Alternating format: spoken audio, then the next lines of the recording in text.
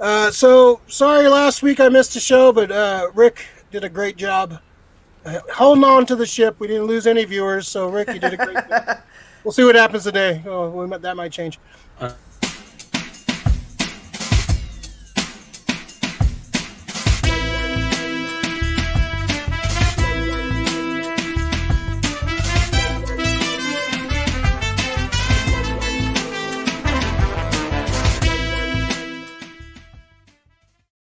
Ba-da-ba-da. All right, folks, welcome to the SF Comic Book Co., where we talk movies, comics, TV shows, whatever geek stuff we want to talk about. Sometimes games, toys, whatever geek culture we want to talk about. If you're new to the channel, welcome. Hit that like button. Subscribe to the channel if you want your weekly fix of nerdom. This is our weekly show, the SF Company Hour, number 98. Almost to 100, a couple more to 100. Who'd have thought? And I think it's our 2-year anniversary next week. That's cool. Yeah, so we're coming up on 2 years, and it's our 100th show coming up. Very exciting, very exciting. So joining us today, Lori, our gangster expert, to break down. We're going to be talking about the Many Saints of Newark. I'm sure everyone has some opinions on this. Yes. Yes. Welcome, Lori. How you doing?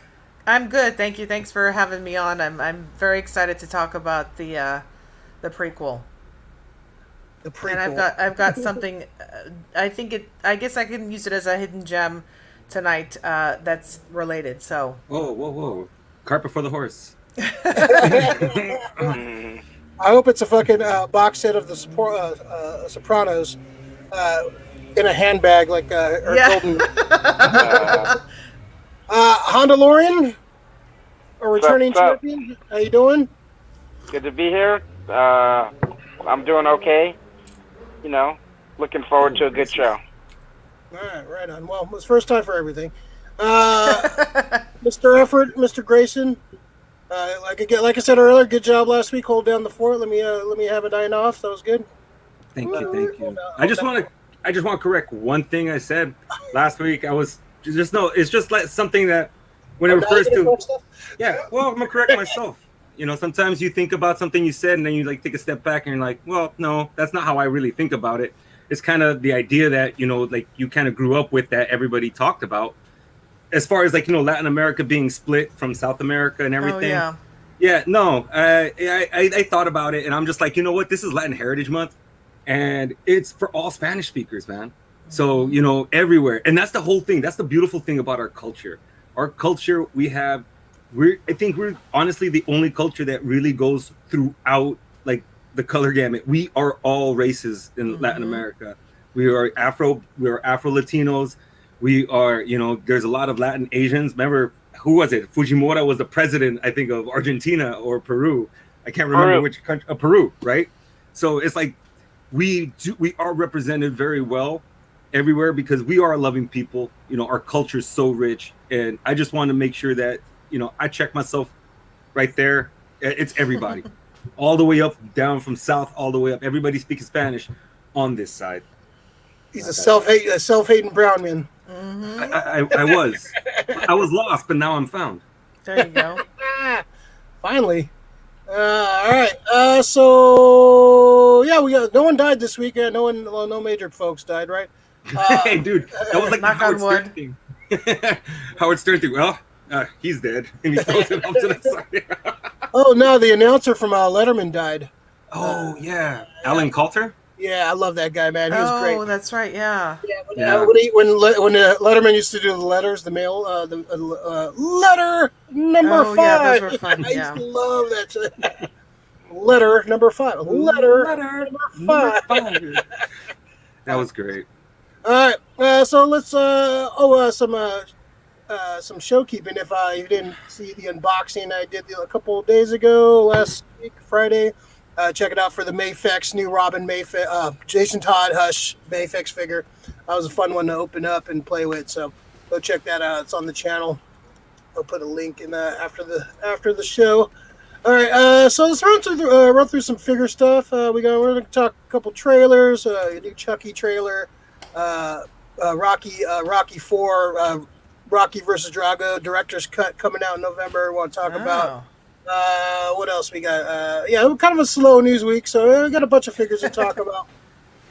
Slow news week. So we'll talk about some Mezcos first. So Mezco had their like Mezco at home con thing. So they had a bunch of reveals. It looks like we're getting another Batman, but we're getting the classic 50s Batman. I'm not. They haven't said if this was going to be a 2-pack with Two-Face. Got the classic looking Two-Face, like his first appearance Two-Face. That's how he looked when he first appeared, like in the 60s, I believe. Two-Face was created. So we're getting like a 60s. I'm over Batman figures, but this is cool. I love the old school color scheme and the old school cowl. That's kind of cool. We got Power Rangers. They're going to do a box set of 5. These are the figures. This is not a shot from the show. Pretty. Yeah, like when I saw it, I was like, "Oh, is that a shot from the show?" But no, that's the figures. So pretty clean. Mezco does a good job. Wow. Yeah. So these are This is going to be a 5-pack. This is going to be the biggest box set they've done so far. They've done the Fantastic Four. They've done the Ghostbusters, like in a whole box set. So this will be a 5 of the original Power Rangers, which is cool. I'm not a huge Power Rangers fan. If I was, I would definitely be getting this, but I'm more of a Green Ranger mark. Green Ranger. I love Green Ranger. And the showstopper for me, of course, when this got revealed, this was rumored for a while, especially with the Fantastic Four box set, and they had some hints like last a few months ago about this, but our Lord and Savior is finally coming from Mezco. Been wanting Mezco to do a Doctor Doom for a long time, so they're finally doing it. I'm curious to see what he comes with. This is a for sure buy for me, of course. And yeah, these are the only 2 poses we got. Oh. But they look really good. This looks really cool. I can't wait to see what he comes with for sure, because they're all about the accessories. So yeah, as soon as this goes on pre-order, I'll definitely be getting this one. So anybody curious about any of these Mezcos? Anything? Any catches anybody's eye here? On the as Power soon as Rangers. Oh, sorry. On the Power Rangers, is just the Power Rangers. They didn't announce like villains or anything. No, just a box set of the 5 villains. Mm. Oh, the 5 Power Rangers. The 5 Power Rangers. Yeah. All right, that's kind of disappointing. All right, that was my. Yeah, but what kind of Mezco are you gonna have for the villains? Like they can do. Fucking is Lord Zed. Yeah. Hondo, you were saying? As soon as that Doctor Doom comes out, I'm on it. I gotta add that next to the Constantine one that I should be getting soon. Oh yeah, you pre-ordered that one, right? So that'll be your second Mezco. Look at you. No, Doom would be my second after the nice. Constantine. Yeah, that Constantine. Pretty soon, someday I'll graduate to Hot Toy. Yeah, it's a gateway drug. The Mezcos, yeah, so just one step below. Sorry, Lori, no Golden Girls. That's okay. I'm good. So that Batman one looks pretty cool. Yeah, I like the Dick Spring Batman. Yeah, that's a cool one. Cool, man. The Dick Spring design.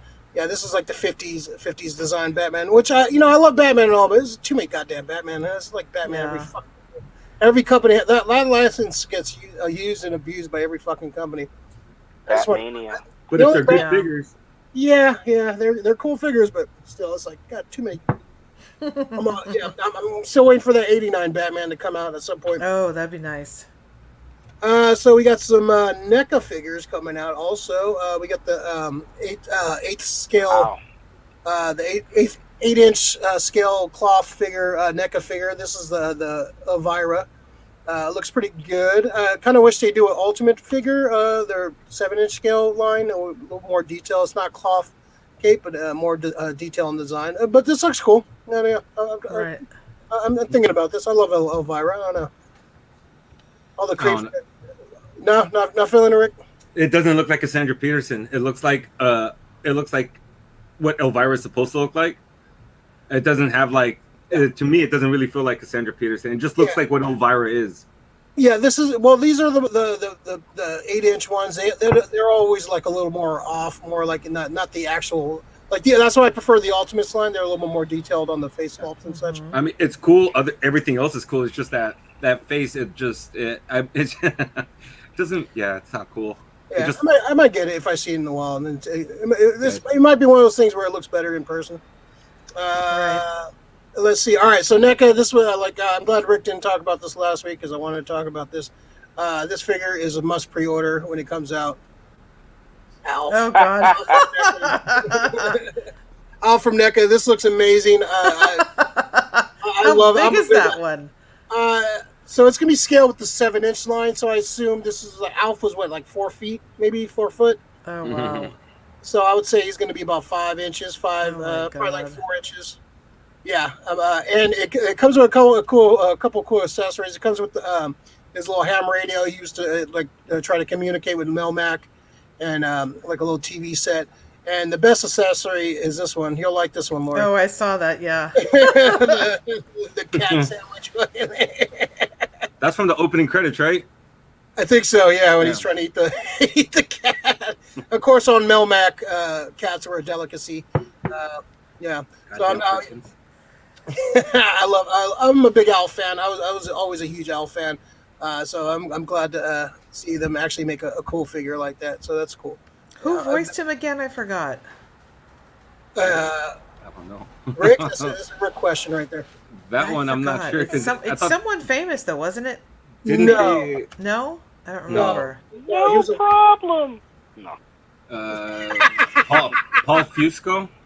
Oh no! I don't know why I thought it was Daniel Stern. No. Paul Fusco. Definitely distinctive voice, though. That's for sure. Yeah, Alpha's great. They try to bring it back, like they had that TV movie. Oh, right. Yeah, on ABC, they try to bring it back, and it just didn't work out. Like I'm surprised. Like hopefully they do something with Alf at some point. Yeah, I like Alf. I'm an Alf mark for sure. We got some chats here. David Soder up in early 6:05. Yeah, let's go SF Comic Co. Yeah. Go. Thank you, Dave. I'm glad I'm the first one on here. Woo! You were early. People are used to this. I like it. Krista, yay first. No, sorry, Krista, you're second. Good evening. You're first in our hearts, Krista. You're first in our hearts. Krista, Alf, he also loves cats, yeah?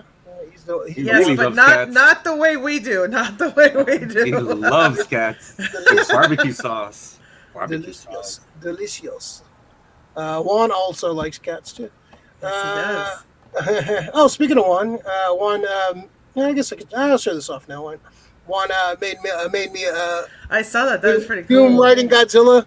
It's a Wancho production right here. He said he was bored, and I asked him about doing some art a couple of years ago. So he finally doing. He did Doom writing Godzilla, and I told him to add the bridge in the background. And he made nice little Giants colors. Go Giants. Exactly, Fieldy. Exactly. Right on. Art Bar Wancho. Hit him up. That's very cool. All right, a couple. Man of many talents. Yeah. No yay for Dave. Oh. Well, I'm sorry. I'm not a mind reader. Okay, I'm just reading chats here. Sick Art Wancho. Yeah, that was really cool. That's cool. Yeah. So he's that bored. So hit him up. Get that the maximum effort going. All right, a couple more figures we'll talk about. Super 7's doing some. I think these are store exclusives. The Commander, they're doing G.I. Joe and the reaction figure line. This looks really cool. I like the shiny faceplate too. That looks like a cool looking figure. Also, this one from the silent issue of G.I. Joe number 21, the famous silent issue, one of the most probably one of the most famous G.I. Joe issues of all time. Got the snake eyes. These look pretty cool. If I see, I love the cover. I love that cover. It's a classic cover, so I might have to get this one.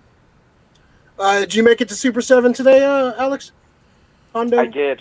Yeah. I did. There'll be something later we'll talk about. All right. Oh, Good man. He's on the hunt. And one more figure thing.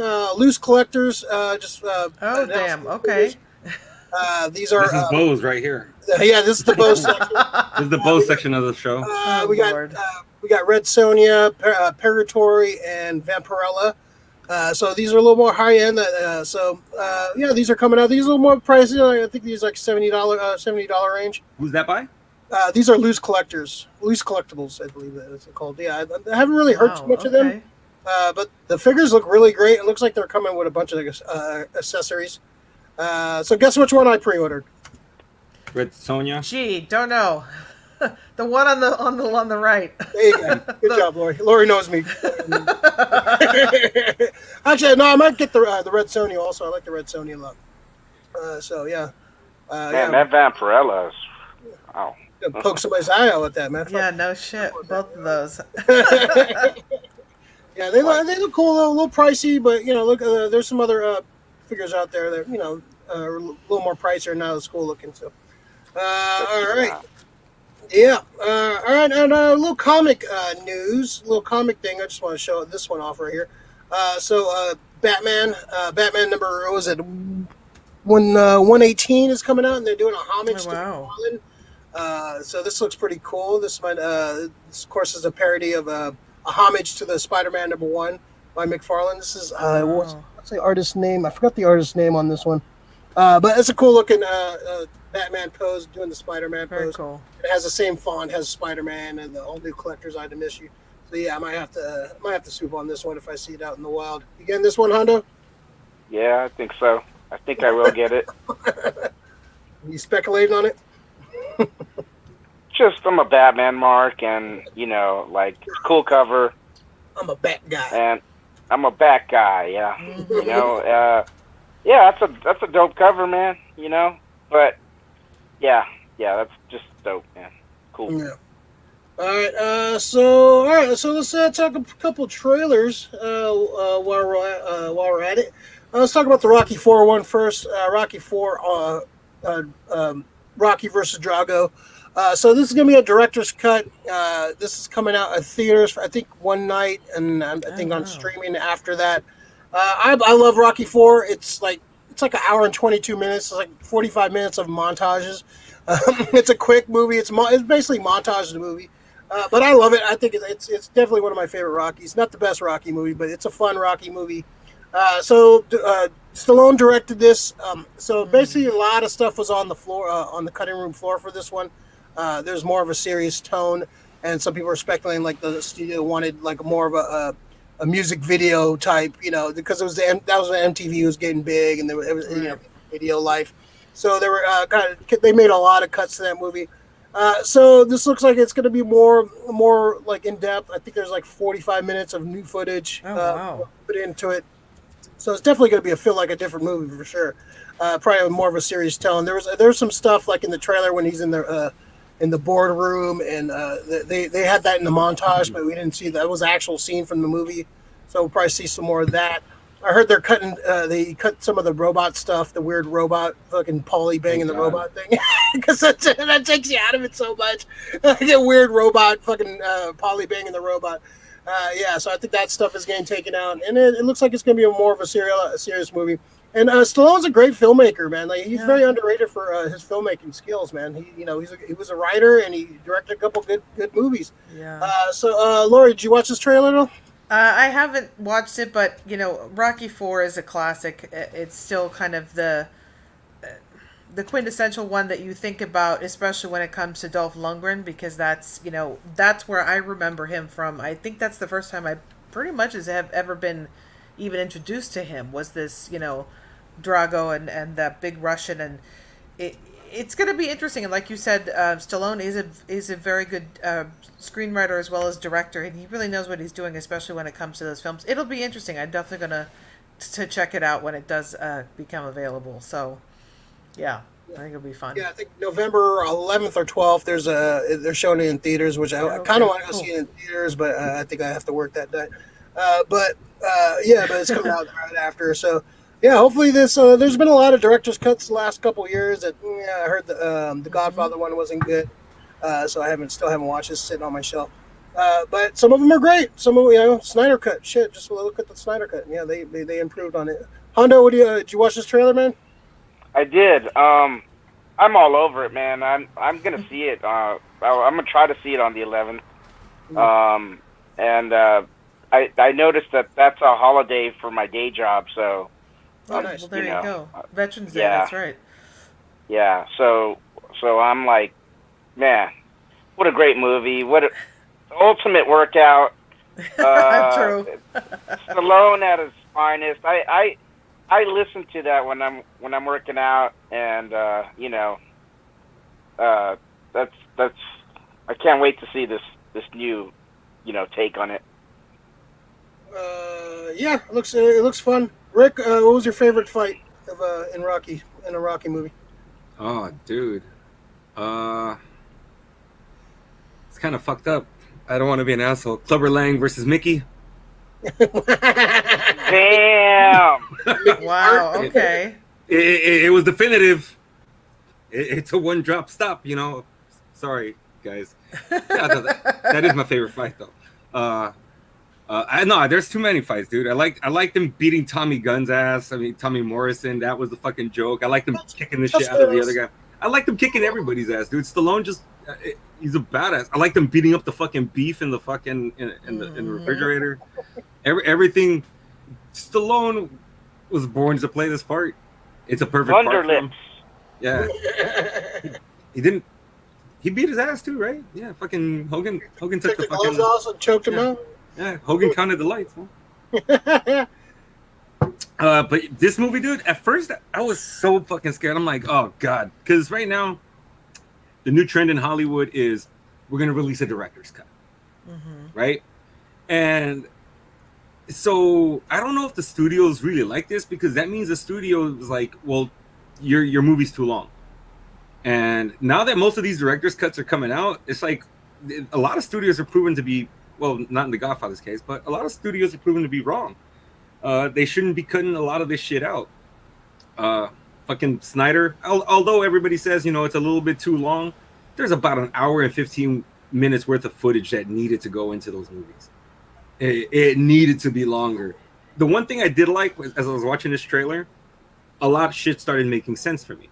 Drago, that line saying, I want people to say my name, and Drago. And I was just like, okay, that's why fucking Rocky at the very end of his training montage climbs the very top of the fucking mountain and starts yelling out, Drago! Like, I know your name. I'm coming to kick your ass. There's a lot more stuff, too, with the fight with Carl Weathers. And you can see there's a lot more of that interaction in the fucking, in the corner. And it feels like that part is going to be huge. Apollo dying. I mean, if Apollo dying wasn't already bad enough. What? He died? No, I'm just kidding. Yeah. Spoiler. Exactly. Yeah, they're rescoring it too, so they're gonna have some more dramatic, more music. Nice. Who? Let me see. Who was the original score on that? Was it Jerry Goldsmith? Might have been. Or Bill Conti? It might be. Bill Conti did the original. Yeah, Rocky IV composer. It was Frank Stallone in the third one. Yeah, his mother his mother Jackie. Oh God. No, it was not really. Are you shouldn't not composed by Conti? Oh my God. His mother Jackie. Jackie Stallone. Jackie Daytona Stallone. Jackie Daytona Stallone. I like that. She comes in with a cowboy hat and a fucking toothpick. But yeah, I'm juiced for it, because it looks like we're gonna get to see more of Dolph in it than him just being propped up and just, that's all they used him for, pretty much. He was just a fucking, in wrestling terms, he was a monster they pushed. Yeah. It's a monster. It's a monster killing the shit out of a fucking face. Then the face of the friend, usually in wrestling, the fucking friend of the face doesn't die in the ring, but gets his ass kicked, and then the other face, it's classic storytelling. Yeah, I'm curious about it. I'm curious about his take on it. Like he's been wanting to do this for a while, so I guess he got to a point where they let him do it. It's the anniversary. It's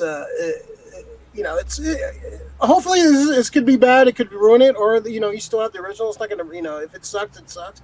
But I have a feeling this is going to be a good fucking a good cut.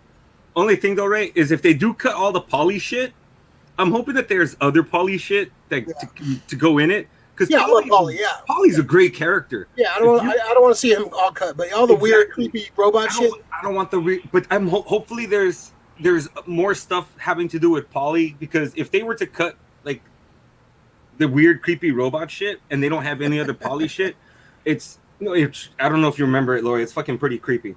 Yeah, I don't remember that part of He it changed at the all. voice of the robot, so the He chick, changed. and it was like weird, like sexual. I don't remember that at Yeah, all. and fucking he goes, fucking Stallone looks at him because here you go, Polly. Here's your birthday cake, and fucking Stallone's like, he goes, I changed the voice. What can I say? She loves me. I was just like, oh my god, you're blaming the robot now. Hey. It's So, been Lauren- forever since I've seen it, so I have to rewatch it. Lori, what was your favorite? What was her favorite Rocky fight? Oh God. You know, I would have to the 1 and 4. I mean, the between Drago and Rocky. I mean, it's That's my favorite, It's the classic, and especially too, if you think about what year that was made, that was also kind of the whole Cold War, the whole Russia thing. I mean, that was still so much a part of America. So it kind of added It was perfect timing. For that. exactly. It added to the excitement of it, to the you're still rooting for America no matter what. And I mean, granted, Dolph isn't as far from Russian as possible, but that doesn't make a difference. He still looks the part. The ultimate Russian, yeah. He still looks fucking scary as hell, and he's that big in real life too. I got a chance to see him at Comic-Con 2019, and I was like, holy crap, you are that big. damn. You sure that wasn't Brigitte Nielsen you saw? No, definitely not. It might be. She started looking. She started looking more like Dolph Lundgren. I know, pretty much. That's so What funny. about you, Hondo? What about you, Hondo? What's your favorite fight? I'll probably say that one because I like when he hits him and he's like, he's hit, and it's like he's not a machine, he's a man, He's made of steel. yeah. Yeah. I think, and the thing about Dolph Lundgren is, I heard he was a chemical engineer, Yeah, too. he's got a degree from MIT. Yeah, he's like Mensa, I think, too. He's like fucking Dude. and speaks like 5 languages. I mean, it's insane. He's this incredibly smart man, but picks some of the worst fucking roles. And didn't he break Stallone's ribs in the filming, Yeah, of course. too? I heard that, too. May I have, see that. probably. Yeah. Wouldn't I like surprise me. the fight. I like the fight in the second one too. The That- Apollo. Yeah, That's that would be my favorite fight Yeah. too. Right? To tell you the That's what truth. Rock- Rocky, The second fight. Yeah, the second fight is like They both fall down, When he- and then when he he- gets up. when he fucking switches up his style to throw him off, and then he goes back to it. Yeah, it's a good. I like the strategy in that fight. Mm-hmm. And that scene. Yeah, I love that moment too when she wakes up from the coma and One sec. win, just win, go win. Yeah, that's a fight. But Ray, out of all of them, like, what's your favorite moment in all of Rocky? Like, out of every single thing, what's that moment that you fucking just love? I do like the stuff with Rocky and Apollo, like at the end of the third one when they have their little fight. And you find out, like, ding ding. Yeah, that's I a like good that one. moment. Like, and you don't find out who won. Like, and that sets up that moment in Creed where he asked him about that fight, like who won that fight. He's like, Apollo. He got me. He won the third fight. So that's that's a great. I love that moment between them. Their bromance was that's the original bromance right there. Hey, I wonder, do you think this fight or Oh, nice. the beginning part of this Oh! movie? Yeah, that's pretty dope. That's the best training montage too in Rocky 4. That was Yeah. that training montage is great. Well, all the fucking montages are great. Do you think the beginning of 4 is going to reference the end of the fight from 3? It kind of has to because it sets up his brain damage. Like Yeah. I think he'll still also, and it looks like they're going to be using some more flashbacks too in this one. Like I think he's going to be utilizing some flashbacks. Nice. They hinted that in the trailer, some black and white flashbacks from the previous movies. So we're going to have some of that stuff too. So With Mickey and Mickey and Apollo, and like some of the Apollo stuff. So this could be great. I'm actually pretty excited about it. So hopefully, I'll try to fucking take a night off and go check it out. Let's see, When's it come out? November 11th. And then it's one night only in theaters, and then it's On streaming? Then it's on streaming. Yeah, I'm gonna go see this in the theater, man. That's actually the smart way to do it. One night only. The fans who really want to go see this in the theater will go see it. People are missing out on the theater experience. You have to work at night. Fuck. I understand. Hey, I've been there. People having to work, man. Hey, you forget I can supervise for you. You can go see that damn thing if you want to go see it. I'll Or do you're in it. charge. I'll work. There you go. There you go. We'll have some discussions off here. There you go. Don't worry, you'll be doing some stuff. Let's see. David Soder. Yeah, no yay for Dave. Wait, what? Oh, dude. Yay! Yay, Dave! Woo! Yay! What's up, everybody? Hope you're all doing well. Like the shirt, right? Isn't there an ECW bout coming soon to the city? There is a Raw coming to the Chase Center. There is a New Japan wrestling coming to San Jose, I believe. I'm waiting for AEW. San Jose, really? Yeah, next month, November. Yeah. So it's the same day as fucking Full Gear, though. That's the only issue. Like Matches? Any matches announced? Nothing yet. Nothing. Not yet. Hey, if they announce Okada. Well, a lot of those guys can't travel, so it's going to be a lot. I don't want to see Juice Robinson and all these other cats. I mean, because they'll probably bring Murder Hawk over. Yeah. Murder Hawk would probably wrestle. You might get to see Moxley. It's the same night as Full Gear, though. I'm not gonna. Full Gear can be recorded, bro.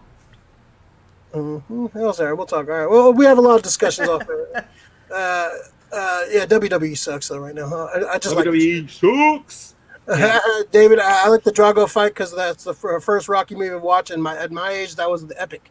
Yeah, when I was seeing this as a kid, it was an epic fucking fight, man. It was just like, I didn't even notice like, this is an hour and 20-minute fucking movie, and like 45 minutes are montages. But you get one guy getting his ass kicked and one guy getting killed in that much time. That's a lot of story. My second favorite moment is probably fucking Apollo's entrance. Oh yeah, yeah, of course. You mean that one? Yeah. Fucking Living in America. Yeah, I was gonna say he did Living in America. That's right, the James Brown. I forgot about that. Yeah. James Brown was there too. Fuck yeah, man. And he's announcing his nicknames. He's like, "How many nicknames do you got?" That was a great line. The master of disaster. Wow. Damn, how many nicknames you got? It's also funny to see how the height difference between Dolph Lundgren and Sylvester Stallone. I mean, you're just like, holy crap, he's not that tall. You're like, okay. No, he's not. Yeah, no, Lundgren's like 6'4", right? So, 6'5", 6'5", something like that. Yeah. Heavyweight champion of the world. What was? Well, Tyson was short too. Tyson wasn't that tall. Oh, but what was Balboa fighting at? Like what weight? He was heavyweight. Yeah, but what weight was he coming in? He was movie heavyweight. He wasn't like... Yeah, exactly. That's what I'm saying. We say Tyson. Tyson was fucking a 220, fucking little bulldog monster, dude. It was like the early days of MMA, of Ultimate Fighter, where they had a 600-pound guy versus a 200-pound guy. Me versus Rick. Fucking. RKO. Who's? Exactly. All right. This looks fun. I'm very excited to watch this. Hopefully get to see it on stream. Hopefully, it has a DVD Blu-ray release, which That'd be nice. They've been kind of going away from Blu-ray and 4K releases, but I think it's gonna be like a special thing, like we're doing with like games. We get a special game like cart, and they're doing like special things. So hopefully, like somebody releases this. Hey Ray, when it comes to like movie releases on like streaming services, I think this is the one thing that they fuck up on. This is why I think you like to buy Blu-rays and stuff. It's not just that you have the physical copy; it's the fucking extras that you get. Yeah, you get a lot of. I would pay, honestly, my services, any one of my services, if they were to add that feature where anything a movie does and they have like making of or special features, and you add that. Dude, if you charge me $5 to $10 extra so I can have all that extra content, I'll buy it. Yeah. That's just extra documentaries on top of everything, that you would get in a in a Blu-ray or whatever, or like a director's cut. That's one thing I like about HBO Max. I don't know if you guys have noticed. So if you guys were to go watch Mad Max Fury Road, it has both cuts. Oh. It has that black and white cut too as an option. The Chrome edition. Yeah. So certain movies will have the extended the extended cut as an option on HBO Max, which I fucking love and appreciate. I just wish that more streaming services would do this and add the extras, because this is when I want to see extras on this movie. I want to see commentaries. I want to see behind the scenes stuff. You know, and that's why I like getting those old DVDs, so you can see all these great documentaries on there that you can't really. Some of them you can find on YouTube. Some people dump them, but still, I like having. I want to have everything in one spot. If I go watch a movie, I want to have it all right there for me. Yeah.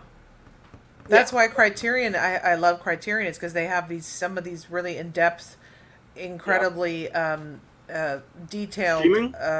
No, on the actual. Oh no! Yeah. DVDs. Oh yeah. They have. They have they're all loaded of that with stuff. it. And that's why I love buying them, is because they have all of that stuff, and you can't find it anywhere else because it's exclusively for Criterion. So that's But no, I agree with you. I mean, Rick, that's one reason why I love buying all of the DVDs, the special editions, and all of that stuff, is because of the supplemental stuff that goes with it.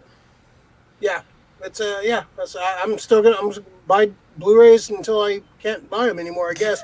And I'm gonna keep these movies like I'm on so I'll always have a player, so you'll be able to find players. We're just waiting on the next medium, I think, when it comes to. It's gonna be streaming.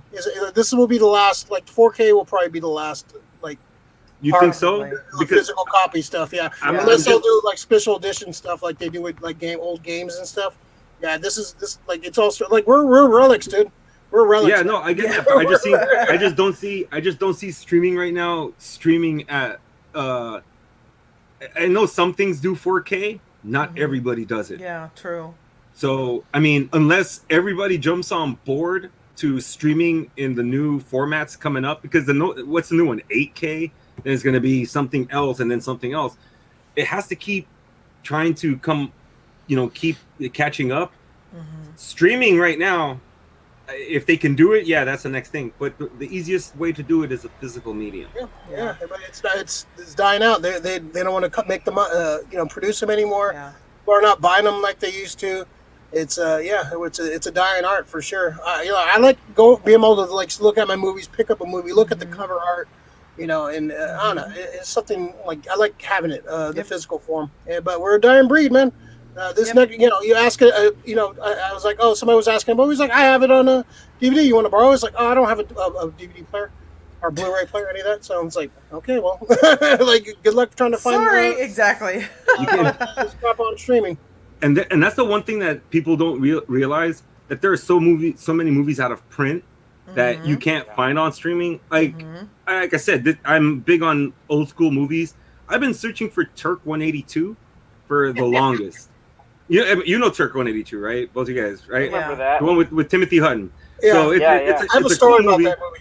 Yeah, but it's trying to find the movie and nobody has it. And I've gone too many times with knowing a movie, like some kind of like, obscure film, and I want to see it. Yeah. But you can't find it.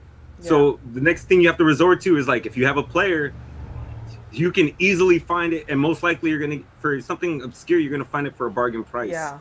There are a lot of the DVD the ones that I subscribe to have these like really obscure, and they're like $3.99, $4.99. It's like I've spent during the pandemic, I spent way too much money on DVD. I mean, it was not even funny. It's like for my unemployment check pretty much went straight to DVDs. It was bad for a while. I was just like, oh, I gotta stop. Yeah, that's why I like going to those Amoeba and like those used DVD stores, because you find all these cutting movies you don't see, like.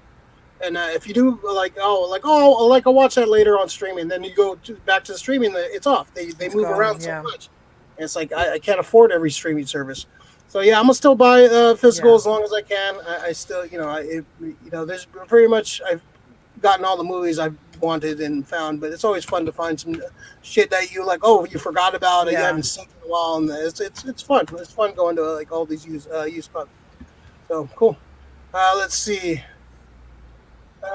Let's do a couple more chats right here. Technology keeps evolving. Pretty much. Yeah, they're trying to weed it out as much, but you could go go to Target and go to like some of these like Best Buy and stuff. Those DVD like sections are getting smaller and smaller, and they're going to be gone. Yeah. They're going to be gone with it. And some Targets don't even have. They have like one little stand for movies. They just don't move like they used to. Danny Quintero, live long and prosper. About regional playing, the region free players. I think a lot of things right now are region free. I know, like PlayStation, the PlayStation 4 breaks regions. So I mean, I've been able to play a lot of my foreign films on PlayStation. Yeah, it depends on the player. Yeah, you can usually, a lot of stuff is region free right now. So I don't like to buy a Blu-ray and then find out I can't play it on my system. I agree with that. I think he's onto something. Sometimes some Blu-rays, it's the way they're constructed. They won't play on older players. And I think that's a problem, because I think all players need to have most updated system. That's the problem with technology right there. Because what they want you to do, this is why I think this is why I don't think fucking players are going out of thing. As long as they can scale back on production and just fucking throw it out, but they want you to go out and buy the next player. They want you to keep going and buying the next thing and the next thing and the next thing. Now they're pushing that streaming service, so now it's like fucking within like 5. They're not going through another technology thing. So I think this is I think this is going to be like the last generation of physical media. No, I agree. I mean, I had to go out and buy a new DVD player. No, Giovanni. That's Christy. Hi, Christy. I was like, it's an inside joke between her and I. It's an inside joke between her and I. Okay. Listen on the joke. So if you're new to the channel, Morningstar, please subscribe. Like the video. Subscribe to the channel. If you're like our movie talk, you want to see Lori come on every once in a while and spew her opinions. So hey, girl. Hey, girl. Hey. You did. Thank you so much. Appreciate that. Every like, every sub counts and helps us out. And spread the good word. Spread the good word. Yeah, we do unboxings, movie reviews, all kinds of stuff here. We love it. We just have fun. We like to talk geek stuff. No, whatever's in the geek zeitgeist. All right. So let's jump. We're going to be reviewing the Many Saints of Newark very soon. Let's P.S. more. P.S. I've never seen The Sopranos. Okay, so don't have to. For the Many Saints, yes, you do. Yeah. Yes, you do, man. That's the most inside baseball movie ever. David Soder, hello. All right, let's talk about this Chucky trailer, and then we'll start the debate for the Many Saints. There's a lot of opinions going on with that one. So the new Chucky trailer, Chucky TV series. Dan Mancini, the original director, has come back. He's making this series. They say how many episodes this is, Rick? I haven't even looked at that yet. I'll tell you in a second. This is coming out on USA Network, right? I think next week. Sci-Fi. Okay, Sci-Fi channel. Right. It's this is definitely better than the first trailer they showed a few months ago. It was kind of like, what are they trying to do with the story? This one, that you're kind of seeing characters from the previous movies kind of come back. I kind of want to know how Jennifer Tilly comes back, because I thought she transferred her soul in there. 10 episodes. 10 episodes, yeah. I thought Jennifer Tilly put her soul in the body. Is like, how's her body back? That doesn't make any sense. Are they not counting all the movies? Are they skipping some stuff? I'm kind of curious to see how he comes back from the dead. But Lori, did you see this trailer? I did not, actually. I didn't even know that there was a TV show that was happening. I thought that I know that there's been however many movies, 4 or 5, something like that. But it should be interesting. 6. Yeah, 6. Something. I remember seeing. Yeah, I remember seeing the original Chucky in the theater when it came out, and that was always kind of a weird concept, and I think a little ahead of its time at that moment as well. But I mean, I know, who knows? We'll see what happens, but I'm sure it'll be interesting. Yeah, it looks like they're doing. Yeah, the first trailer was kind of boring. This one, it kind of looked all right. You get a little bit more story beats. You kind of see where they're going with this. Kind of like the origins of Chucky and okay. yeah, a lot of the cast are coming back from the original movies. So it's like kind of building on the mythology of Chucky, which it could be interesting. Could be hopefully we're gonna see some of Charles Lee Ray's childhood and stuff. So kind of how he became the psychopath you know and love today. Hondo, did you watch this trailer? I did. Yeah, I'm looking forward to it. It looks pretty cool. I was happy to see Jennifer Tilly. I mean, I don't know. Yeah, I don't know how her body came back, but I'm glad her body is back. And hey, oh,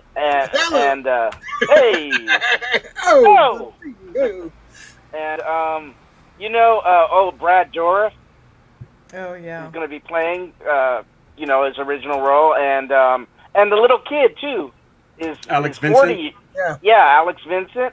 Yeah, that's great, man, and it's got all the original flavor, and I mean, Child's Play was always kind of corny a little bit. It had corny aspects to it, but the concept is great. A serial killer inhabiting a doll. Yeah, a murder doll. So it looks cool. It looks interesting. It's going to be on Sci Fi.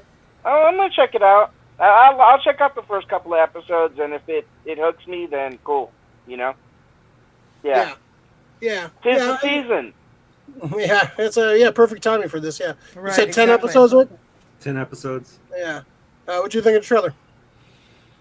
A little mixed, just because I like most of it. They're reaching into the nostalgia of the character, which is cool.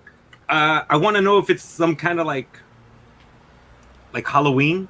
Does it take over at a certain point where the movies don't come into play anymore? Maybe Bride of Chucky never happened. Yeah. Like an alternate universe type of thing, or not like they just count the first three or count exactly. They're just counting. Okay. They're just counting the first three because that's pretty much, to me, that's Child's Play. The first three, everything else started kind of going to this weird. Okay, now you're dealing with other shit. Bride of Chucky, Son of Chucky, Spawn of Chucky, whatever. All of this Cult of Chucky. Yeah, that was a weird. Yeah, I didn't watch the cult one. Did you? Yeah, I did. It's cool. It's a thing is what it is. It's a low budget movie. This looks like they put the money behind it. So yeah, so that's what I think. They're maybe they want to just distance themselves away from that. That's why maybe Tiffany's still alive. I'm hoping it'd be a good way to start it out. I love Brad Dourif coming back. Yeah, he's awesome. Those are icons, man. That's an icon. That's a voice. I love Mark Hamill's voice when he did for the Chucky movie. It was cool. For New Child's Play, it was great. But it's Brad Dourif. Brad Dourif is classic as Chucky. Yeah. Alex Vincent's coming back. I'm glad they're bringing everything back with this. I don't know if you can do these kills on TV. They get away with some shit nowadays. They are American Horror Story. They get away with some.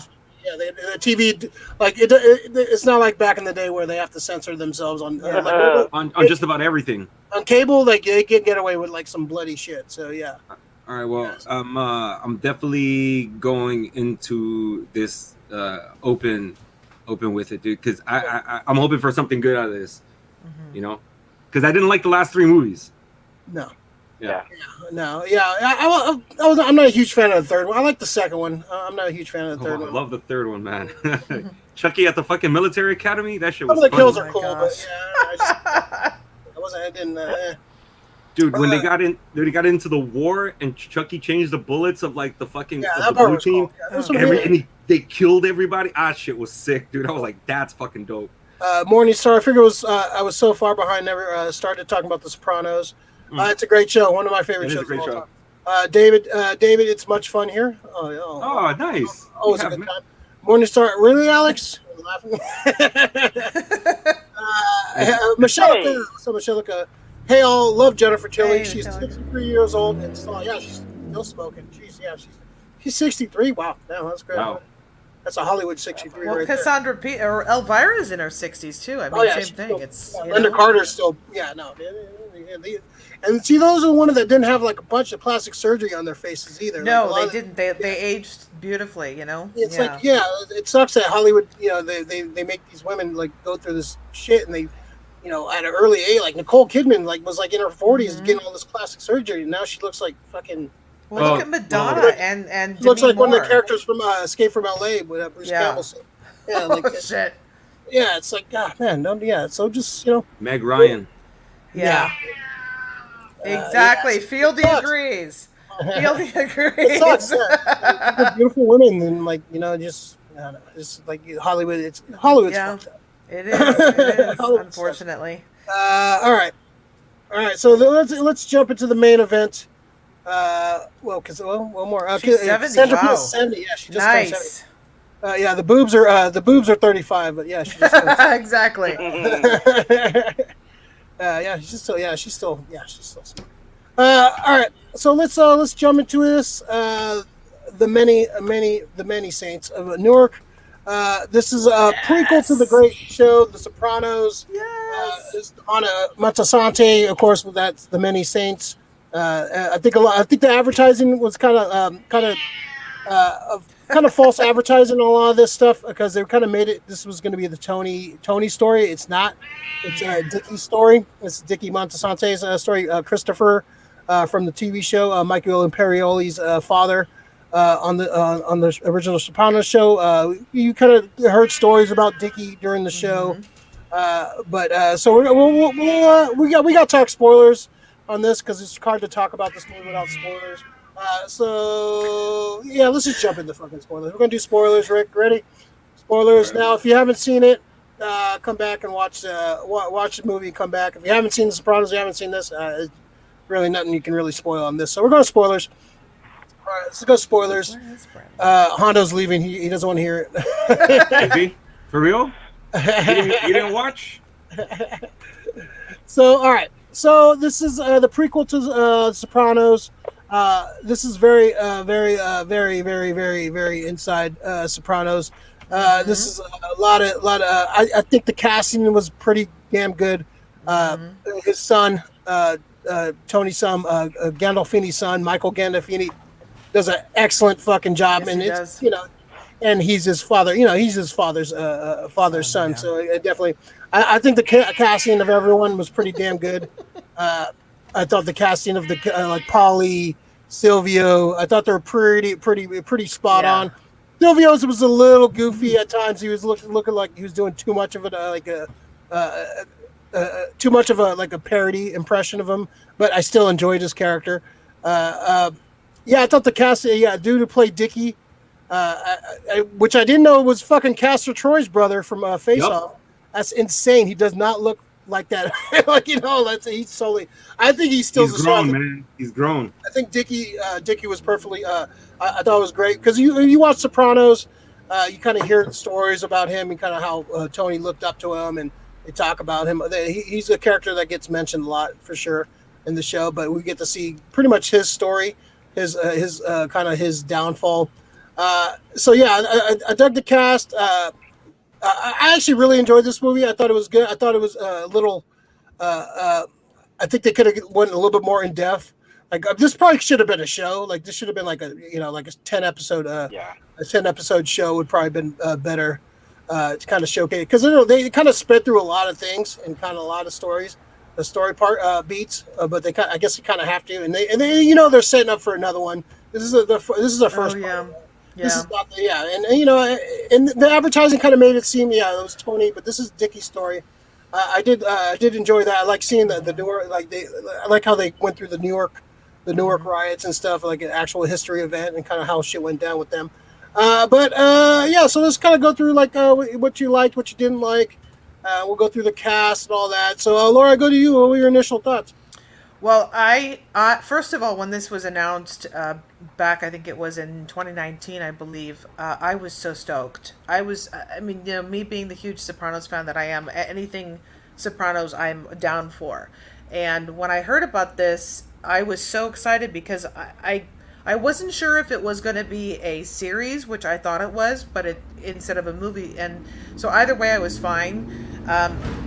And once I saw it, it was funny because I almost forgot about it. I was like, oh my God, that's right. It's October 1st. I'm like, oh shit. So I ended up watching it on Sunday, and it was everything I expected and more. I mean, from the costumes to the cars to, seeing Saturels again on screen and just having that kind of bring you back to when the first time you heard the Sopranos theme song.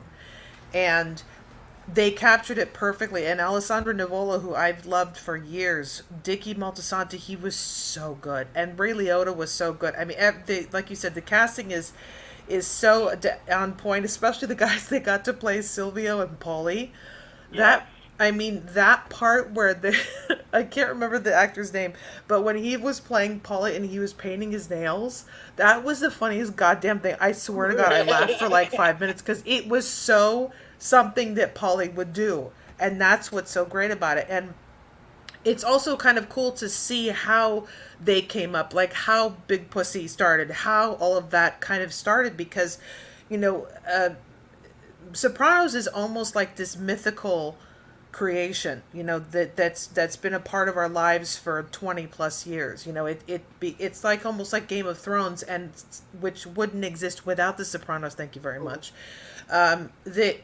You've heard, like you had referenced, Ray, Dicky Moltisanti, his name has come up time and time and time again in The Sopranos. We all know that what a huge impact he had on Tony's life. I mean, basically, Tony wouldn't be who he is without Dicky. And, Christopher kind of had to be in his father's shadow, even though he didn't, really know him, growing up, etc. But it was just, and Michael Gandolfini, I mean, that kid, it was heartbreaking to watch because he was playing his father, who's unfortunately obviously no longer with us. But it was also eerie to watch just how incredibly, he had his father's mannerisms down, and just just that look, like a tilt of the head or like an arch of the eyebrow, and he was just so embodied, and was such a beautiful homage to his father and to that particular role of who Tony became. But and the whole riot thing was just absolutely perfect, because if you think about also culturally, Italians were on the same level, as African Americans when they first came to this country. And even in New York, you had the tenements, you had, they were very much similar cultures. And that's why they clashed a lot. Most of the time was because of that. And a lot of the whole thing about Sicilians and the Moors, it's like they don't want to acknowledge any of that. It's just like, okay. And then the whole thing with, one thing I love that always has cracked me up about the Italian culture is the mob guys. They'll go out with their girlfriends, their gumars, no problem, just out in the open, and it's like everybody knows, but no one says anything. And it's just kind of like, okay, but God forbid the gumar gets another boyfriend or something like that. It's like, I mean, we all know what happened, obviously, but it's just kind of like, it's insane. I mean, it's such a conundrum, that whole lifestyle, because it's like it's so masculine and so macho and so this and that, but yet it's so there's so much vulnerability underneath it. There's so much fear. I mean, they have to buy their way into heaven. They have to like the church and all this, don't take the Lord's in vain, and they go to church on Sundays. Yeah, they're very sensitive about weird things. Yeah, like they take like certain insults so seriously. Yeah. But yet they go and they fucking kill some guy and then go to church on Sunday. It's like, it doesn't, that's why I love it so much, because it's just this such absurd lifestyle. But anyway, I absolutely loved it. And the fact also that it's narrated by Christopher is pretty or like the very beginning of it too, which is very interesting because because that kind of he got killed. And there was also something very interesting too. I remembered how the one thing I loved so much also in the very beginning of the series or of the film was that they had Tony observing, like watching all of this, taking it in. It's kind of like he became, as a little kid, he became this sponge to see that, like, that's what shaped him. His environment around him shaped him into, like I said, what he became later on in life. But there was also one particular... They showed little hints of that, like that flashback of him in the carnival. They showed that on the show too. Like, yeah.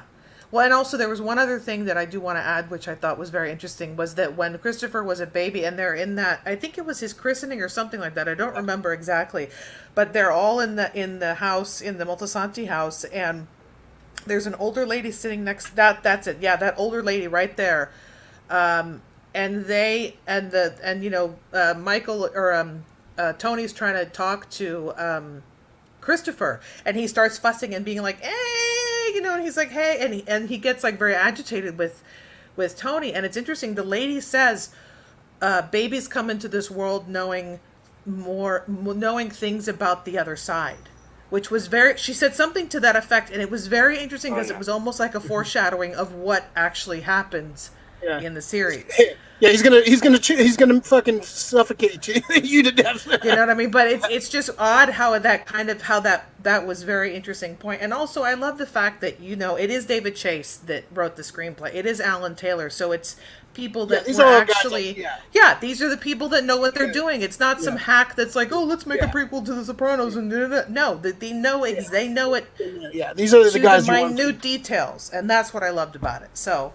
There's my rant. I'm done. This is a discussion, Lori. We have other. We're gonna go back to you. Yeah. Right? No. Good. We're gonna have other chances to talk, Lori. Calm down. Hondo. So what do you think, man? What was your initial What are we talking about? Goodfellas. I thought they nailed every mannerism, every little little body details. kind of. All the details, they nailed it, and I really felt like, okay, they nailed the character down right, and it was well cast. It was a home run as far as everyone cast. Silvio, the way Silvio was played, the way Paulie Walnuts, and it was great, man. I liked it a lot. And I recently started catching up with The Sopranos, and I was looking out for a lot of stuff, and they did a good job of bringing it in there. And I'm thinking about Tony Soprano, and he's a very petty, a very selfish, kind of an evil person, and I guess you can kind of say that you don't see that when he's a kid that much, but like I'm sure like the death of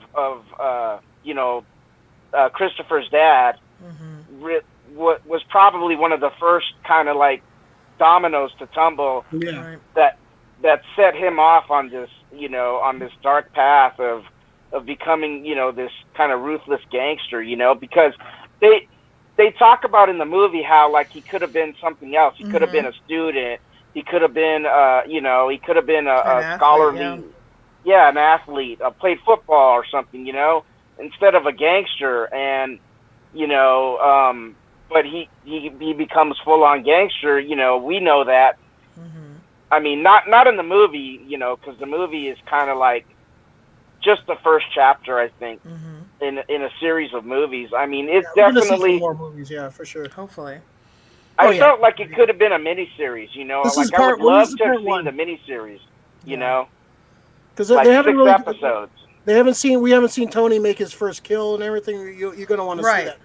Yeah, I mean, that's why I was hoping it would be a series, because then it would be kind of nice to see the progression of that. Yeah, no, we're going to see more. This is definitely, the next one will be more of Tony's kind of like him making his bones and him kind of going, and then like the third one will probably be like him like rising up. And, they have so much room to play with, so many decades to play with. And Michael Gandolfini is a young kid. He's only, mid-20s at this point? Probably, so, so you can... And he's the older he gets, probably the more like his father he's gonna look. So we have some shit, some movies to fucking do coming up. Rick? Yeah. So I fucking dug the hell out of it for a couple of reasons. So like we said, we all been saying that we all heard about like Dicky Moltisanti and everything, you know, and the stories when they're talking about the Sopranos. But the best part is that you see right now, right off the bat, that Dicky's crew is the crew that Tony inherits.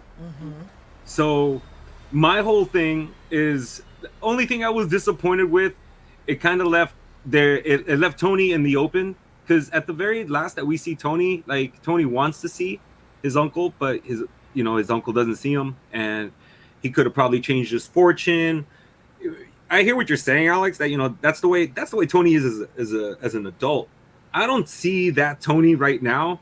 He's a kid. He's mischievous, and he knows that he can get away with this shit because Dicky's his fucking uncle, you know. His dad's Johnny Boy, and that's one thing I think I have a big issue with. I need to see more Johnny Boy. Yeah. I need to see more of his dad, because I think that's the relationship that I kind of want to see. I already know the relationship he has with his mom.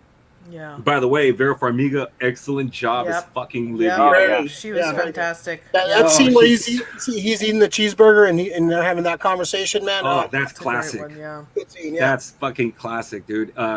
So yeah, they get the character of the mom perfect. I want to see more of John. What's his name? Martin Stoll, the guy who was a Yellow Jacket.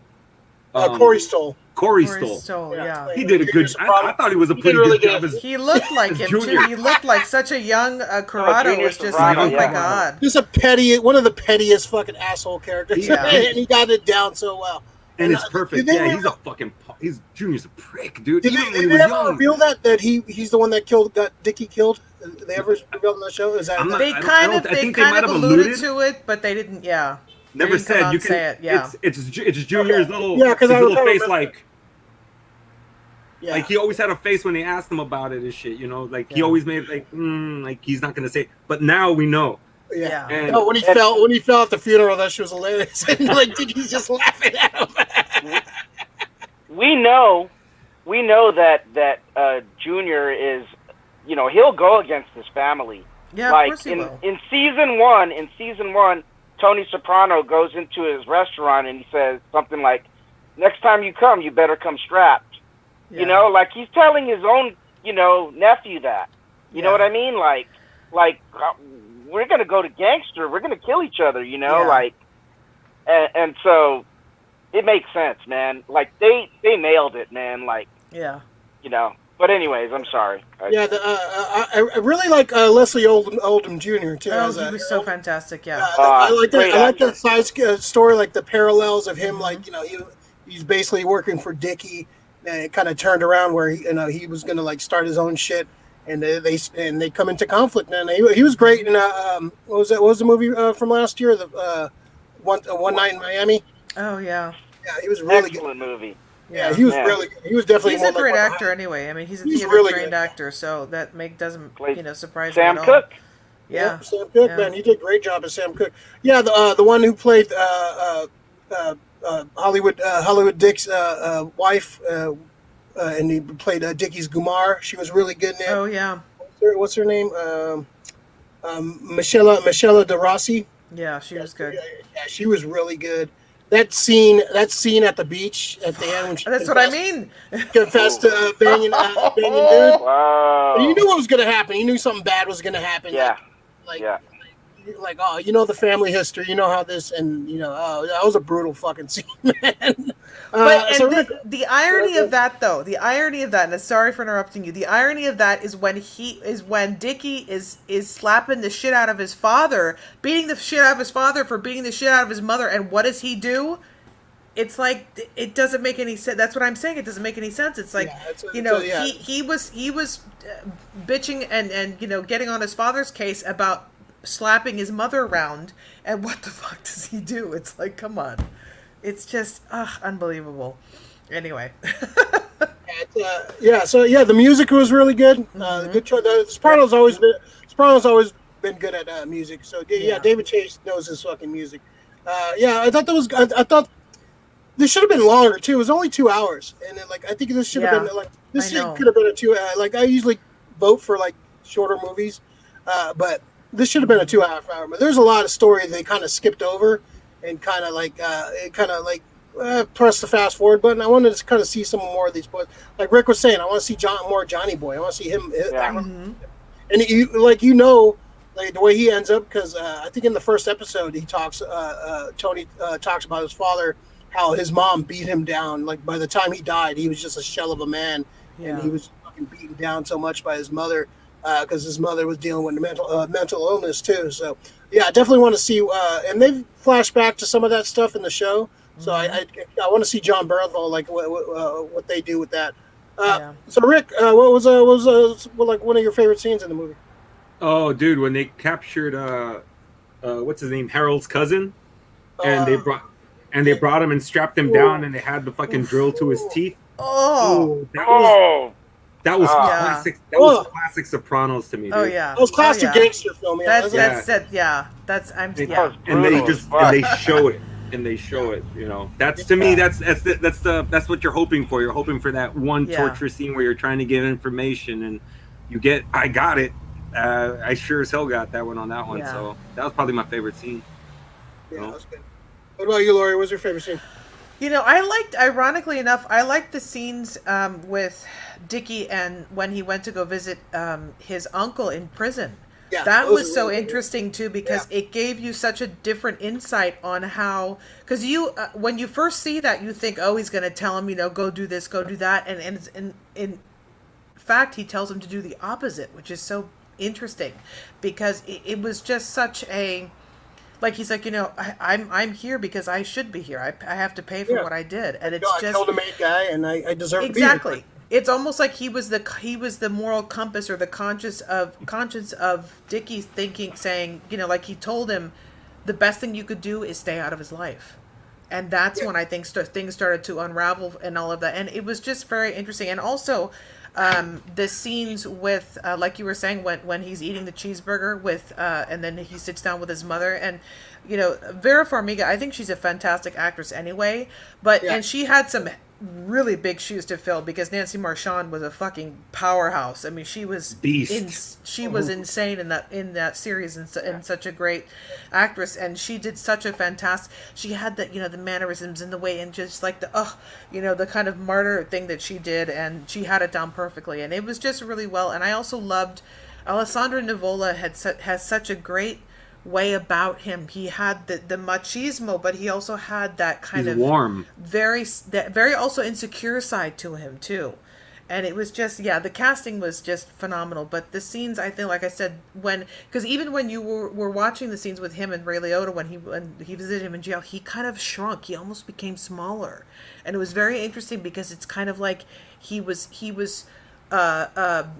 kind of being reprimanded, and you could almost tell that's how he was, like he shrunk, and it was very interesting that whole dynamic. But I really loved it. But anyway, yes, that was one of my favorite scenes. Yeah, going back to that scene in the prison, just as like I like how he like knew, he's like, oh, funny how your dad died, and then this lady died, and he pretty much knows, like, he killed him. Of course, without saying it. Yeah. Like, he knows the family. He knows the family here. You're like, all right, I know you killed him. Like, it's funny how all this shit is happening. Like, and Ray Liotta going from that character, playing two different characters, which they kind of throw you off in the trailer. I was like, didn't he have a scene with him in the prison? And like, oh, he had a twin brother. Okay, I didn't see that coming. I don't know if they mentioned that on the show, but that was a kind of a little twist. But he played them so well and different. Like they had like a little bit of different makeup on each of them, but you could tell it's just two different sides of the coin. Like where he's been in prison. He's kind of like all he says is he listens to jazz records and reads. That's all he does. Yeah. And so it looks like he's paying for his sins, and he's paying for it, and he's being rehabilitated, which you kind of want in prison. He's going to be in prison for life. Right. That's what you expect. That's what the hope for sending somebody to prison. Mm-hmm. So it's just a great way how he played that dynamic off of both those characters. They're like they're twins, the same actor, but totally different characters, like totally different vibe, totally different mannerisms. Very, very, very good performance from him. Yeah, absolutely. He's just a cast all around. Yeah, it's just great cast, man. Hondo, what's your favorite scene? I think I like the scene where where Dickie is in the car with his dad, and basically, when but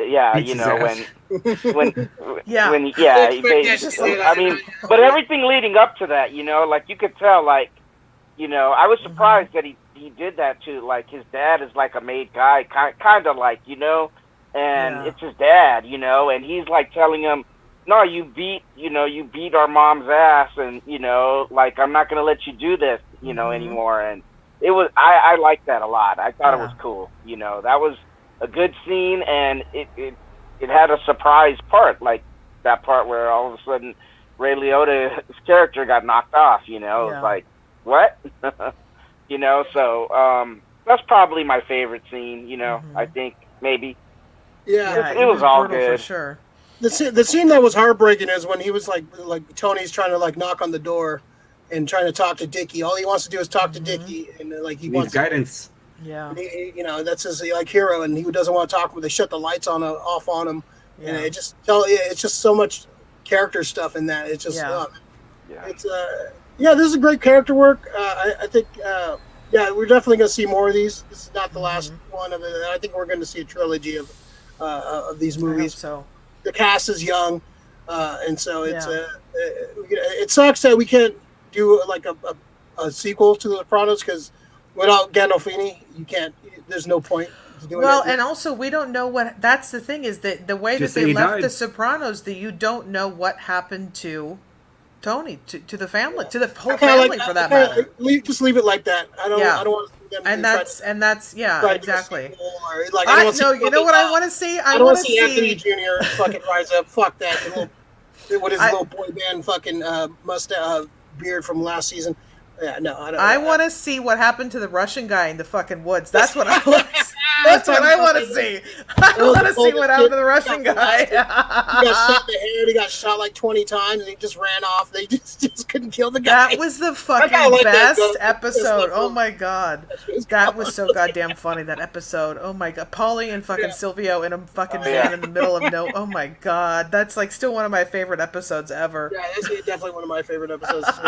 I'm restarting Sopranos again. I watched the pilot right after I watched the movie. And that's another thing too, is that when they ended with the theme song, with the Sopranos theme song, which I thought was such. It gave me, my heart. I was like, oh my god, yes. And for me, I have a hard time watching Sopranos because of James Gandolfini. It just still breaks my heart that he's gone. And I finally own all 6 seasons on DVD. But it's just, and I definitely want to watch it again. Because there's so much that you miss also, the first time, and like Furio and all of the and the priest and everybody that's coming. You're like, holy fuck, that's right. And it's weird how, certain things come up and you're like, oh my god, that's right, because it's all foreshadowing for, for what happens. And they showed Art, like his friend from the one that owned the restaurant. Yeah, so it's cool to just see these characters. And I loved that they showed Carmela. Yes, they showed a young Carmela. So we're probably gonna see more of their relationship in the next one. Kind of see how they. So we're gonna see more. We're gonna see more of that. We're gonna see more movies for sure. I'd like to see a teenage Christopher too, like what he was like growing up, especially without a father too, because what influenced him, like how did Tony help shape him, and how the families kind of helped shape him too to what he became. Yeah, we still got to talk about the rise of Tony. That could be a third movie. Yeah, that could be like kind of Christopher kind of growing up. So speaking of which, Rick, what do you want to see from this next installment? I'm gonna say there's gonna be another one for sure. Well, they left it so open, and there's so much story to tell. I just want to go back to one thing, because it actually leads up into everything for what's going to happen. The scene in the prison, like, you were talking, Lori, how he would get so small, and then the next time you would see him talking to Tony, right? And, Livia's like, talk to him, he's, he listens to you, and he tries to go in there and be a dad, and, he tries, but you can see him, like, Tony's just like, Tony gets into the small mode then, because Dickie means so much to him. Yeah. But then afterwards, that's when he finally he has the final meeting with his uncle in prison, and he tells him, stay away from him. Yeah. So he did stay away from him. He turned the lights out on Tony. But by doing that, did he push Tony into the life? Into the life. You know, by staying away from him. Because the one thing we remember about Dickie was always telling him, you're smarter than this. You don't need to be doing what we're doing. And I think that's what Tony constantly needed to hear. Yeah, that's what he needed to hear. Because, I mean, look at where Tony had to live. Livia's fucking nuts. Johnny Boy was like away most of the time, and I love that Johnny Boy. He's not a in the family. You can see that he's no slouch. He's a legit foot soldier. Yeah. So what I want to see in the next one, I want to see what move pushes Tony to inherit the crew, because you can see it's Pussy's there, Silvio's there. You got Paulie Walnuts is there, so you got the core of his crew right there, and Chris is gonna be the one. You know, you might see a little Christopher, you know, a little 3-year-old toddler, you know, Christopher just running around, which would be cool. This would be 3 years late, maybe 3 or 4 years later. Maybe Tony's not in there all the way because it's still fresh to him, you know, the passing of Dickie. But I wonder, does he find out that Harold killed him? Does he go after Harold? Is that his first kill? Because one thing I loved about this, in the show, they mentioned on the show about his first, like how he made his bones. His bones. Yeah. I forgot who they mentioned he took out. So they have mentioned it on the show where I want to see that. They're going to definitely tell that story at some point. Because I like the fact that one thing that they did show in this is that Harold went to Frank Lucas for fucking backing on, you know, being his backer when it came to making his move on Dickie. Yeah, I thought that was fucking smart as fuck. That's a great, great scene. Frank Lucas is the American Gangster movie with Denzel Washington. So, that's a great, you know, mobster movie too. But I just love that part too. Now Harold's fucking bankrolled. Now it should be the Italians, and you know, and Harold's crew going at it. So, does Tony take him down? And that's what makes the Sopranos like. What's gonna give Tony his clout? Yeah, what gets him made? What gets him made? Yeah, and those guys worship him. Like Paulie and those guys, they worship Tony. They worship him. Of course exactly. They trust Tone with their lives. Yeah, those guys have literally died for him. So you want to see how he got. You know, it's one thing the family lineage. Like he comes, you know, Johnny. You know, there was a great guy in the crew, and you got Dickie, and so like family only goes so far in these kind of things. You have to produce. You have to you have to do something that really shows that you are the guy. Yeah. And the way they worship Tony, like he had to do some really cold shit. So it's a guy they respect a lot. So you definitely want to see that dynamic. Yeah. David Soder, I have not seen the movie, but please give me the Cisco. Thumbs up. Thumbs up. Absolutely. Yeah, thumbs up. Check it out. I would definitely say you need. I would think you need to be a Sopranos fan for this, man. You would go in so fucking like confused because they make a lot of references. Exactly. Well, inside. I mean, come on, man. Dude, how many movies do you watch when you watch something that maybe later on in the sequel that they reference to something in the first movie? Yeah, this is all that. This is all that it is. Exactly. I honestly feel that this movie stands on its own, and it's the birthplace of the Sopranos. It's showing that Dickie was in charge of Newark, because they left New York out, but you can see that Dickie's in charge of Newark. Who does he? And he's what? It's the DeMeo family, right? Yeah, DeMeo. Yeah. So he's a top capo in the family. So who was it? Because Jackie Aprile ends up taking over. Right. And you can see Tony and Jackie. They were hijacking the ice cream truck. Yeah. So Jackie's already a part of it. That's right. I forgot about that. But Jackie's in charge in the first season. Jackie becomes in charge after somebody else dies and Junior gets passed over. Yeah. Jackie Aprile takes it. Yeah. So Jackie Aprile's going to take over. So I want to know there's a power hole right now. Junior thinks he might be in charge. I don't think so. Somebody's going to fucking usurp Junior, like always, because Junior's stupid. Yeah, Junior's a piece of shit too. Yeah, so somebody who's going to be in charge there, because whoever that is that person's temporary until either Jackie takes over and then finally, ultimately, Tony takes over. So David's I am. But isn't it Johnny Sack though? What didn't they mention Johnny Sack? They mentioned Johnny Sack. I remember a couple of times in the Johnny's. I think if I remember, Johnny Sack might have started in Newark, but he moved to New York. Oh yeah, see that's. Yeah. But I remember them talking about him. So yeah. Yeah, I'm not sure.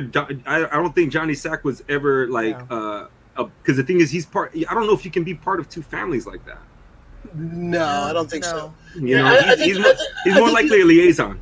I think you need to watch Sopranos first to watch the enjoy. Yeah. I would recommend watching the Sopranos first because you'll get a lot more out of this movie. It will all make sense a little bit later on. I mean, how just like what we were saying about Paulie and about Silvio, their mannerisms. If you watch The Sopranos and then watch Saints of Newark, you'll just be like, it's dead on. It's fucking I did like dead on. Silvio's. You start off balding, and then you just see him get his toupee. Yeah, I love that.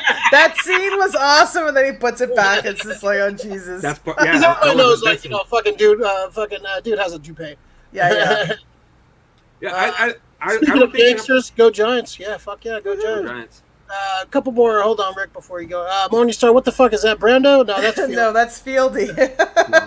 Give your cat a treat. Yeah, all the cats are well fed in this group. They are. Yes, they are. He's passed out right now. Kaji Fieldy. Gotta get this shirt. I don't even know where the hell Brando is. He's doing your taxes. Go ahead, Rick. Cut you off. Go ahead. No, I don't think you need to see. The thing is, everybody's saying, you know, with the mannerism and stuff like that. I think it'd be just as good to see you watch the Many Saints of Newark and then you get transported fucking 30 years into the future, and then you see these characters and you're like, holy shit, look, that's him. He's what that actor did a great job. I can understand that as well. You appreciate you can do it. No. The thing is, I think we talk about it because we know all the insides. Mm-hmm. Yeah, but the thing is, I think somebody who comes in, I don't think it's a prerequisite that you have to watch the series before you see this movie. I think you do. I think they do a good job of laying in the groundwork, because what's going to happen as soon as you see this movie, right? You're going to start hearing about the stories of Dicky Maltasanti. Mm-hmm. And I think, and then you're going to start seeing the mannerisms. You're going to see that, you know, Paulie has his fucking eccentricities that fucking go off kilter and shit. You get to see fucking how. One thing I loved about this is you can tell like each character is their characters. Yep. Silvio is still, you know, he's busy right now. You know, like the way he's talking to Tony. He doesn't want to tell him, "Fuck you, kid, go away." But in a way, he kind of is just like, he's not here. His car's here, but he's not here. You know. I think it's okay to watch the movie and then just go on. It's the starting point of something, you know. Rick, I don't often say this, but you're wrong on this one. I think. I mean, it depends. So coming to award season, do you think any of this anybody's gonna be? Who would you nominate? Alessandra Nivola, Vera Farmiga, Michael Gent. Dude.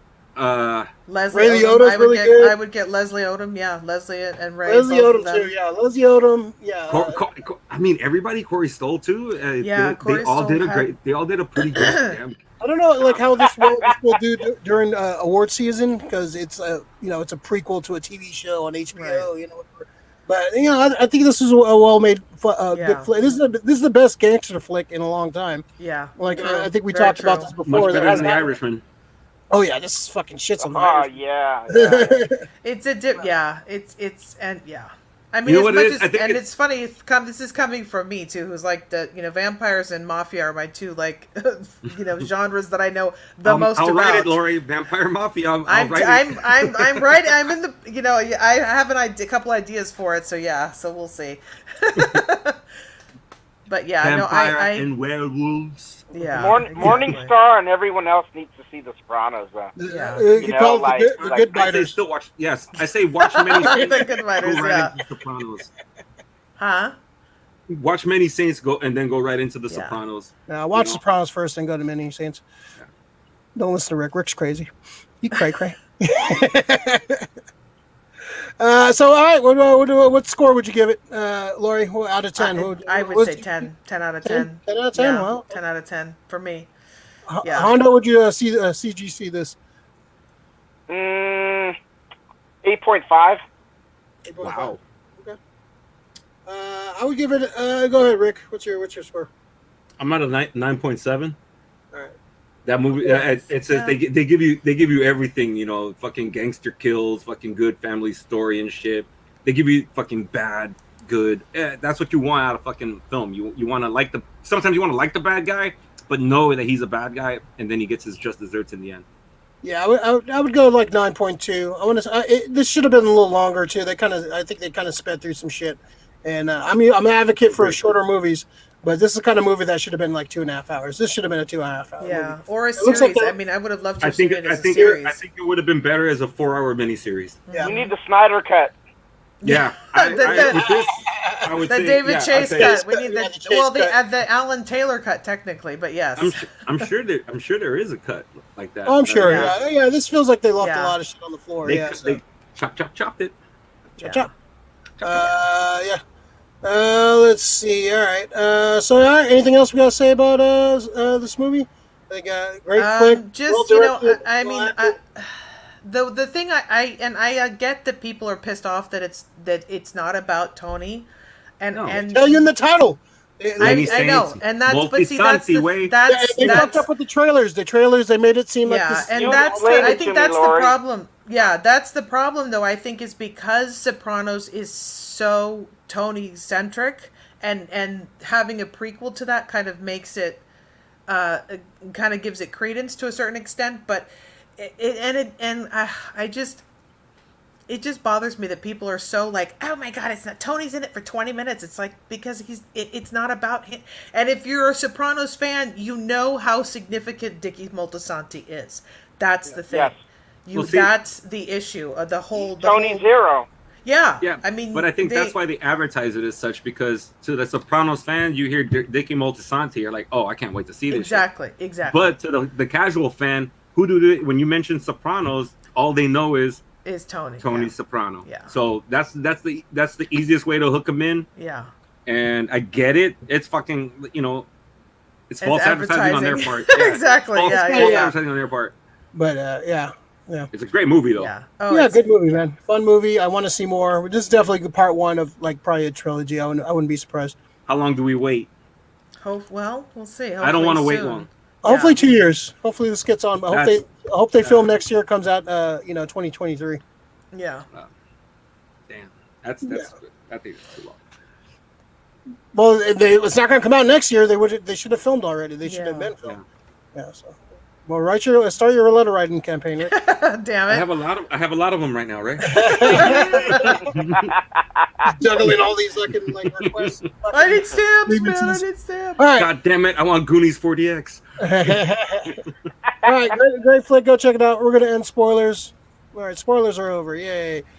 So if you made it this far, like and subscribe to the channel. Hit that like button.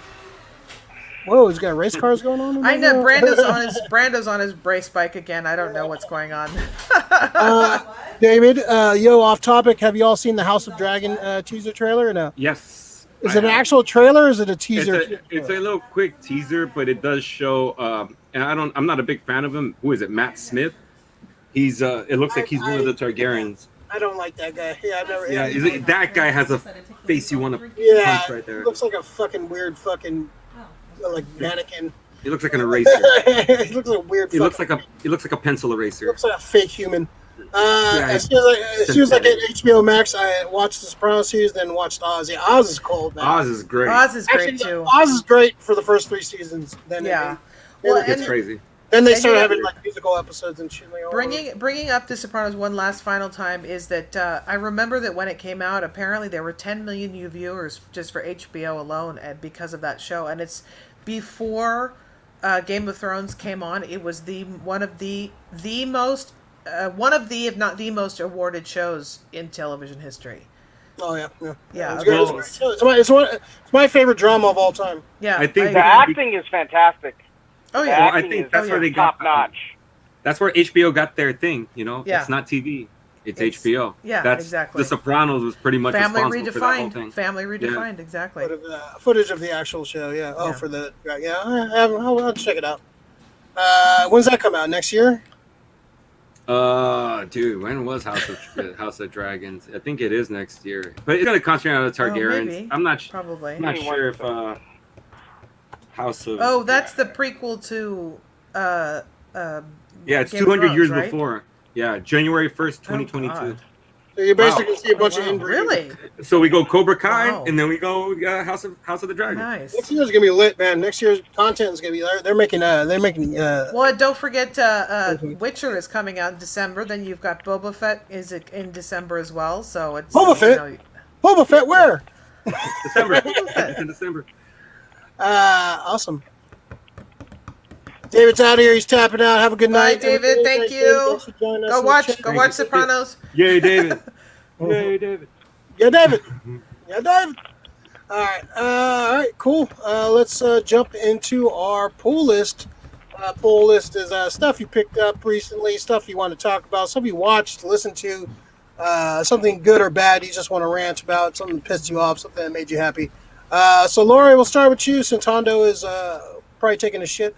So, Lori, what's on your pool list this week? Going Sopranos again.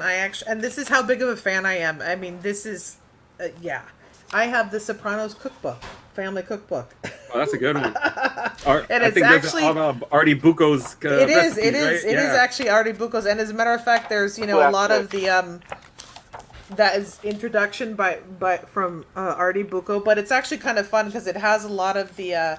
And I've done a lot of these recipes too. They're actually. Does it have Karen Ziti in there? It does have Karen Ziti in there. It's got it's got the gabagool. It's got a definition of gabagool. It's got it's got a way to how to perfectly slice garlic. That's from Polly Walnuts, of course.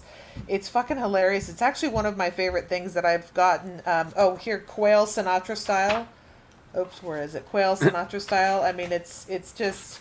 It's pretty insane. Like Carmela has her own section in here and things like that. I mean, it's a pretty amazing cookbook. And I got this.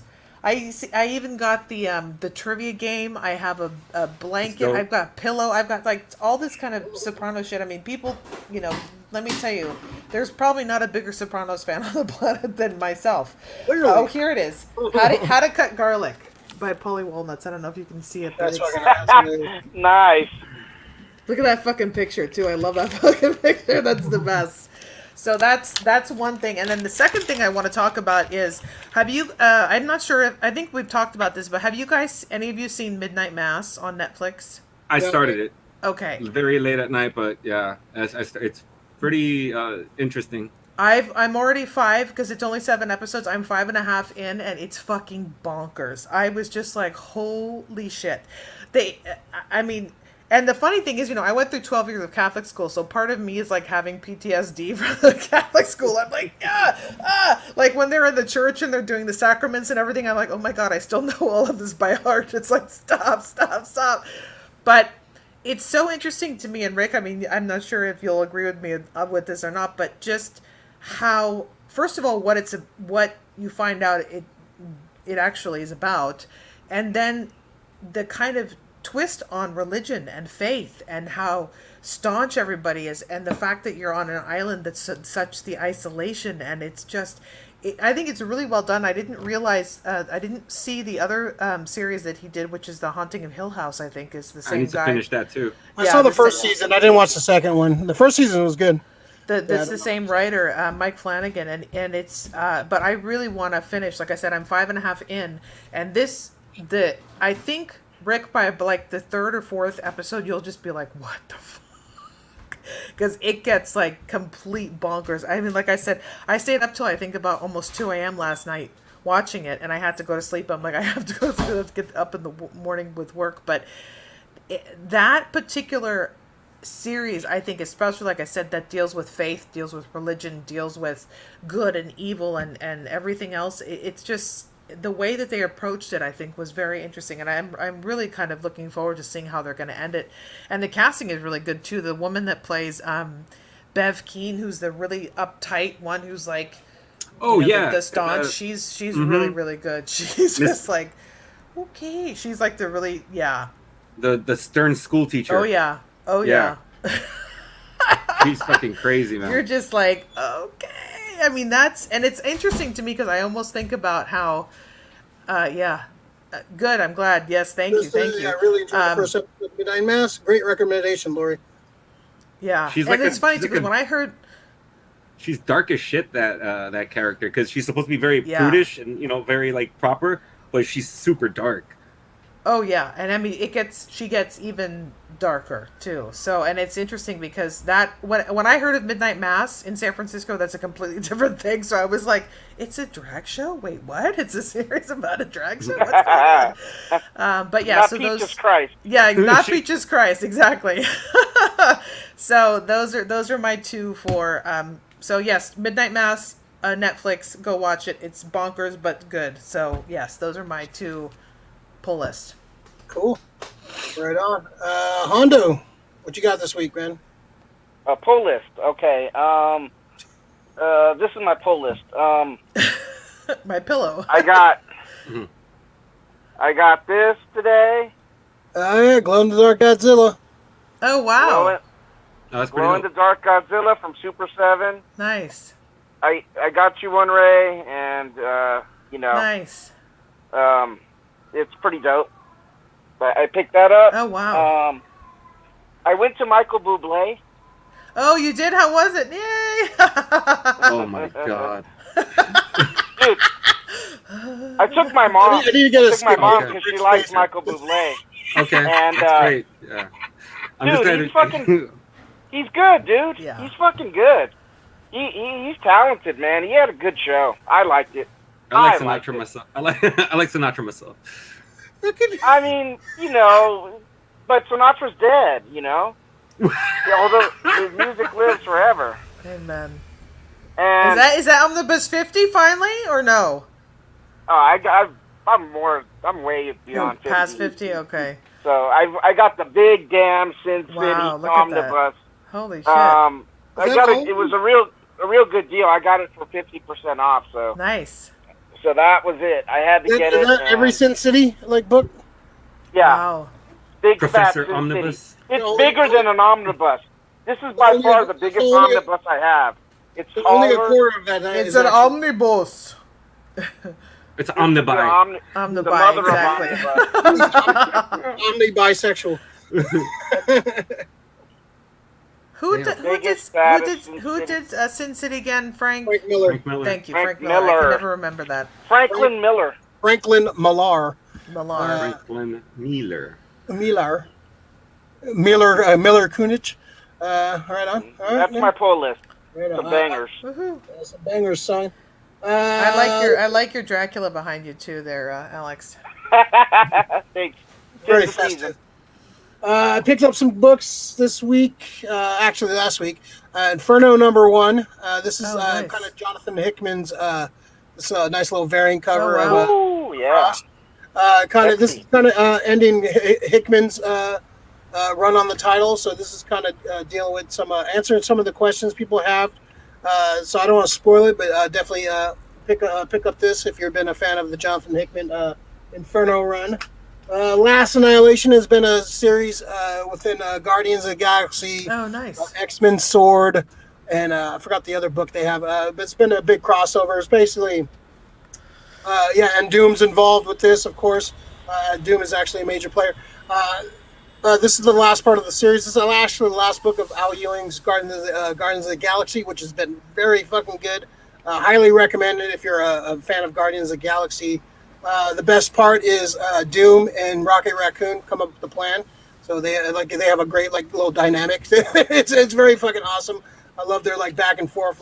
Rocket loves Doom because he's just he's a genius. He's crazy and they bonded quickly. But it's it's some crazy shit in this book. It's great Doom story too. It's a great Guardian story. If you haven't picked up Al Ewing's run, definitely pick it up. Excalibur #23, another Doom issue. Got a great cover with little dragon in the background. Doom kind of teaming up with Doom is all over the place right now. And Flash #774. Wally West is back as the Flash. Oh, nice. Yes. This is a team up with his daughter. Cover. Yeah, this is a team up with his daughter Irie. It's a great father-daughter story. like they're going to a father-daughter dance and they get sidetracked by a supervillain. They don't have their powers, so they have to like use their smarts and like it's a great, beautiful issue. This is exactly what I wanted from the Wally West after he had the kids and they going forward. Like I want to see him raising his kids, and such a great, sweet story, man. I'm glad to see Wally West back, and they're doing him justice. And the last comic, issue number 36 of Fantastic Four. Oh wow! Great story. Johnny Storm cannot power down now. Johnny Storm, the Human Torch. He banged Dr. Doom's bride-to-be the night before the wedding, and he found out about it, so he shot him full of cosmic rays, and now he can't shut down. He cannot flame off. And so he's like kind of like things like the Thing is trying to comfort him because he knows exactly what he's going through. He can't, like, the Thing cannot stop being the Thing. And Johnny has always been a shit character to me, in my opinion. He's kind of an asshole, but he's kind of getting his like what he deserves in this. Even Valeria, Reed and Sue's daughter, who is an awesome character, like one of the smartest characters. And she's Doom's goddaughter. So she has an affinity for Doom, and she basically says, Johnny fucked up, and Doom wanted to send him a message, and he did. It's some great lines, great issue, like great, very. This run has gotten so much better. Like it started off so like but Dan Slott, like the last like 7-8 issues are killing it. So great Fantastic Four run. If you're a fan of Fantastic Four, I'll definitely check it out. And last thing I found, I go toy hunting all the time. People know, and I went into I go to Targets, check out some toys, and I found this lady. It's 1 out of 3,000 Chase figure, so it's like a little Chase variant figure. And right now the going rate for this figure online is about $700. It just keeps on going up since. Whoa, So shit! Really? So I paid $25 for this, and it's going for like $600-700. Go right on now. eBay and sell it for like. I've been tempted. I'm getting a case for it too. Wow. So I might. It depends. I know. I like the character, so I might keep it. Just and the fact that it's super rare, it's kind of cool. That like it's hard to find these. Like I've never seen one of these in in the wild. Mm-hmm. So all the Targets and Walmarts I've gone to, I've never seen one of those. So it was cool to find it. And like I posted in like a figure group on Facebook, and people were like messaging me like, "Oh, do you want to trade? Do you want to do it?" Like, nah. Nope. Sorry. Yeah. EMD, yes. Britt Baker's awesome. She's great. Ricky, what do you got this week? So it's nice when you have some friends, going through their collection, like when they were growing up, and they're just getting rid of shit, and you're a nerd, and they know you're a nerd, and they just want to get the cool shit. Yeah. So my friend Sam, before she left, working with me, she was the other assistant manager, she ended up giving me all her Marvel cards. Wow. The best. That's the best series. Second series is the best. Yeah, so like I have like a few of these. I'm not sure if it's a complete set, but I love the fact that I have them now. That's cool. It's pretty dope. I remember when these first came out, it was nice to see like all the art. This is a good way to kind of, for people who really weren't like comic collectors, but they collected cards. This is like a good gateway because you get to see the art, and then I could name a lot of the artists on those cards too. Yeah. They're not listed on artist. Yeah, they're not listed exactly. on the. They're not listed on the back though, right? When they say that. Look, I've researched this. Oh. That's Eric Larson. Okay. That was Franklin Miller, right? Oh no, John Romita. Just John Romita. All right, this one should be very easy because you guys are all fucking Fantastic Four marks. That's Arthur Adams right there. Art Adams, yeah. Yeah, so it's pretty dope. I love that, just fucking hold it up and be like, oh, I know this guy and shit. So I was happy to see those. That's the best. Series 2 is the best series. That's the best art, the best art, best characters. That's Arthur Adams right there. I love that you're like. I mean, you can see the poses and shit. It's fucking. They're great. Oh, that's just cool. the detail. Yeah. Wow. Yeah. And the I love stats that you on can. that. The facts on the little facts. Did you know on the bottom is all. Yeah, like a first appearance. I mean, this is like if you wanted to start a trivia game, this is like how you do it. What's the first appearance of this? Yeah. That's That's it's a great good idea. great little thing. So there's that, and let me see what else. I haven't seen any cool movies, not of note. I think I already talked about Night Books. Oh, dude, yeah, this is a cool little pull list kind of thing. I can't wait for this to come out. I don't know if you guys have seen. Well, you guys aren't really other gamers other than Ray, but Nickelodeon has a fucking Smash Brothers that's coming out.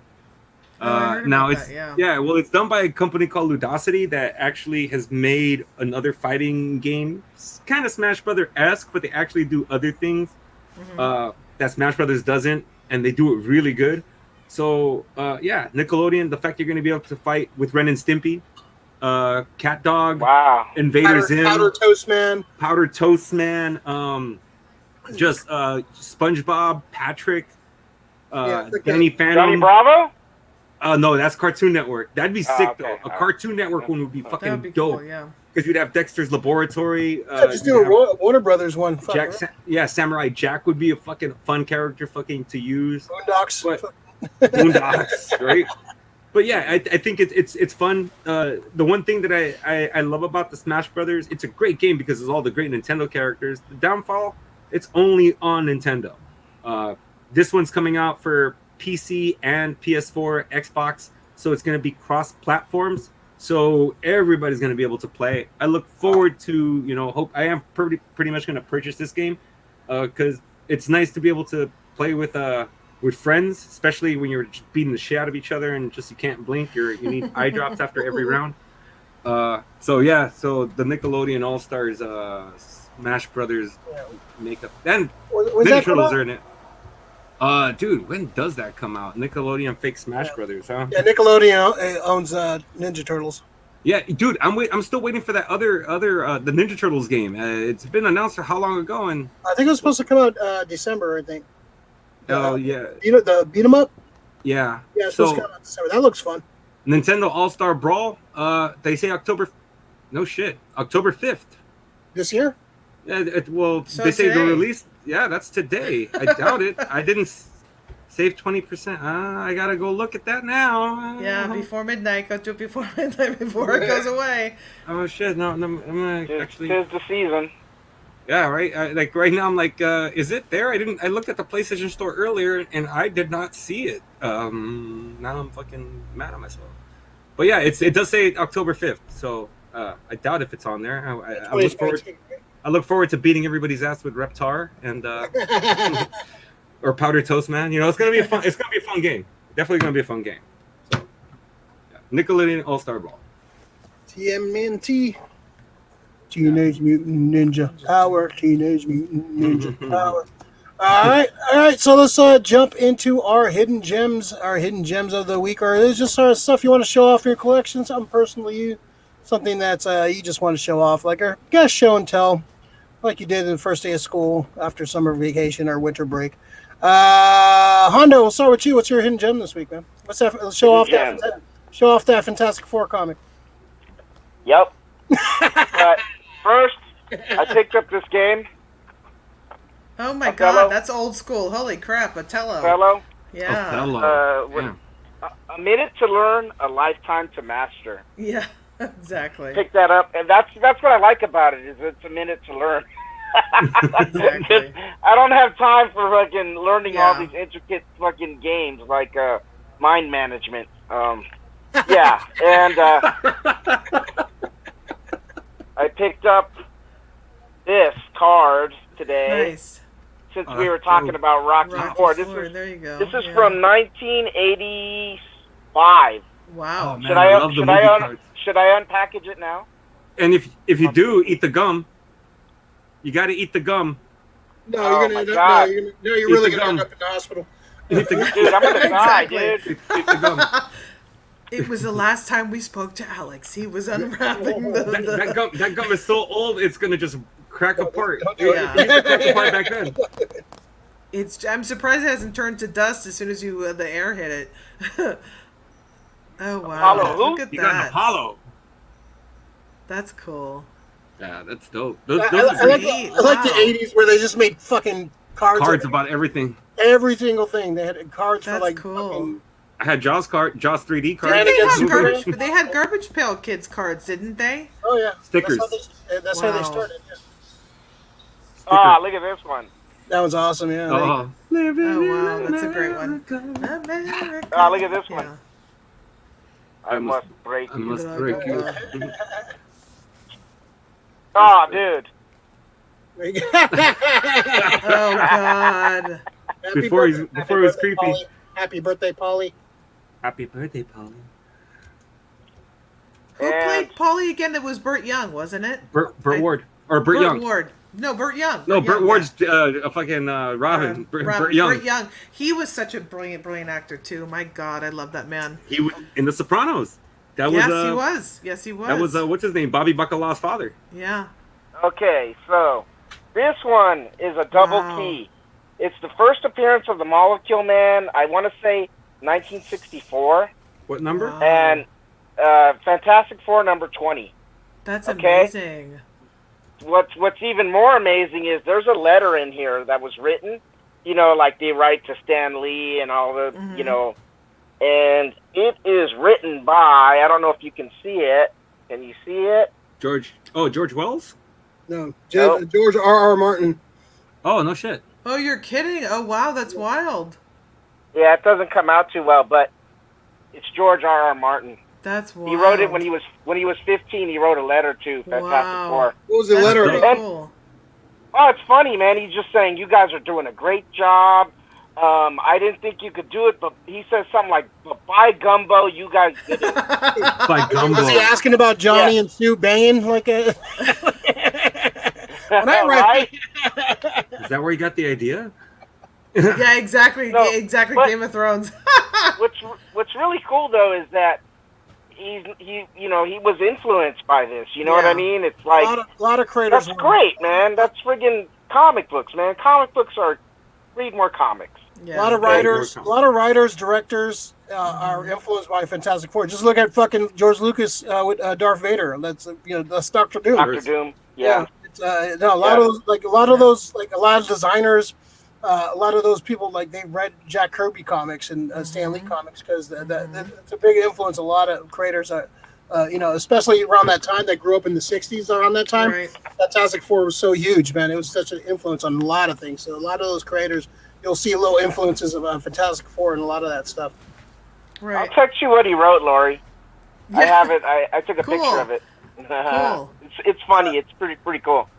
That kind of Yeah, it those kind are my of hidden- reminded me those though are- of like the Playboy letters. Dear Playboy, this is my experience. Right? Rick, what do you got this week? Awesome. What do I have this week? I'm trying to remember what film I saw. I I said, I like watching old movies. I was still trying to fucking find Turk 182 so I could talk about If I that. find it, I'll buy it for you. Man, Yeah. I pissed me off. That movie pissed me off younger days because on the guide it would say Godzilla versus Biollante, and for like 182? months, and I would record it, set my fucking TV to record that channel, and it was always fucking Turk 182. So I was always pissed off. I wanted to see that fucking movie. Like I never saw that movie. And it was like every time Alright, it was always at like a weird time too. It was like at midnight, like at 3 a.m. or something or whatever. So I would set my the old school days where you set your VCR Yep. record. Wake up to Turk 182. So excited, like rewind the tape. It's like, all right, what the fuck is this? And like the movie pissed me off for a long time. It's a good movie, but still. No, well, yeah, it's a good movie because I like the movie because it's about two brothers. The older brother is always trying to help out the younger brother, and the younger brother's he's kind of a fuck up, but the older brother needs help, and he does the only thing that he knows what to do. He kind of becomes like a an artist, like a political artist.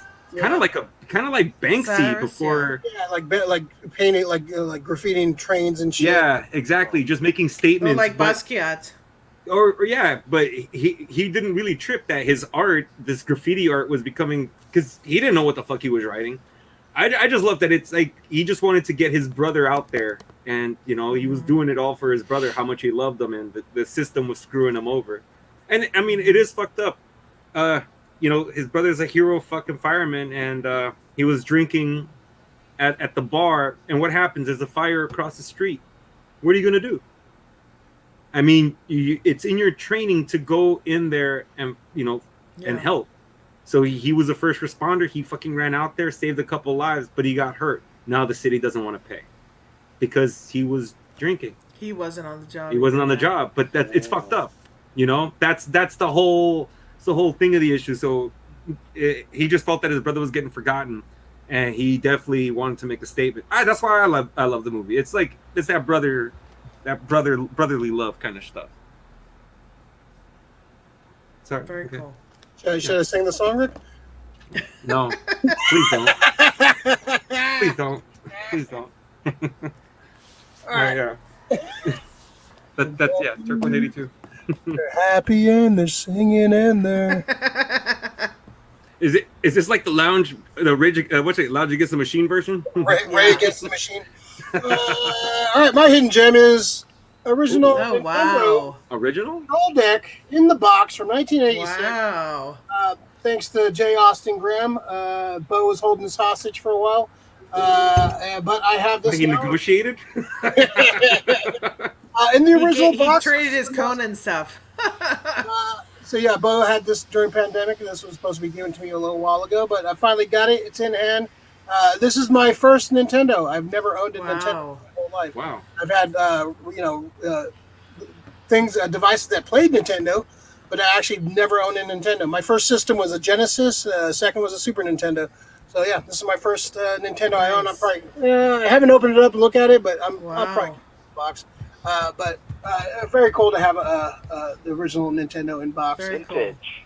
So that's my hidden. Yeah, it's vintage, Nice. man. The box is nice too. Yeah, the pretty good condition for the box. Yeah, It's great shape, man. It's all glossy and shit. Yeah, it has like Does it come with the That game? thing's as old as my Rocky cards. Yeah. Come with the game? Probably. Probably. It has the original styrofoam. It has two of the two controllers. I think it has the game in there too. So yeah, man, this is the original Nintendo, man. I own a Nintendo, so it's cool. Nice. Yeah. Thanks to J. Austin Welcome Graham. to 1985. What is it? Well, yeah, I'm gonna send a pic to my my 6-year-old self. Hey, you finally got one. Yeah, it took you 35 years, but You finally got one. Yes. you're gonna be all right, kid.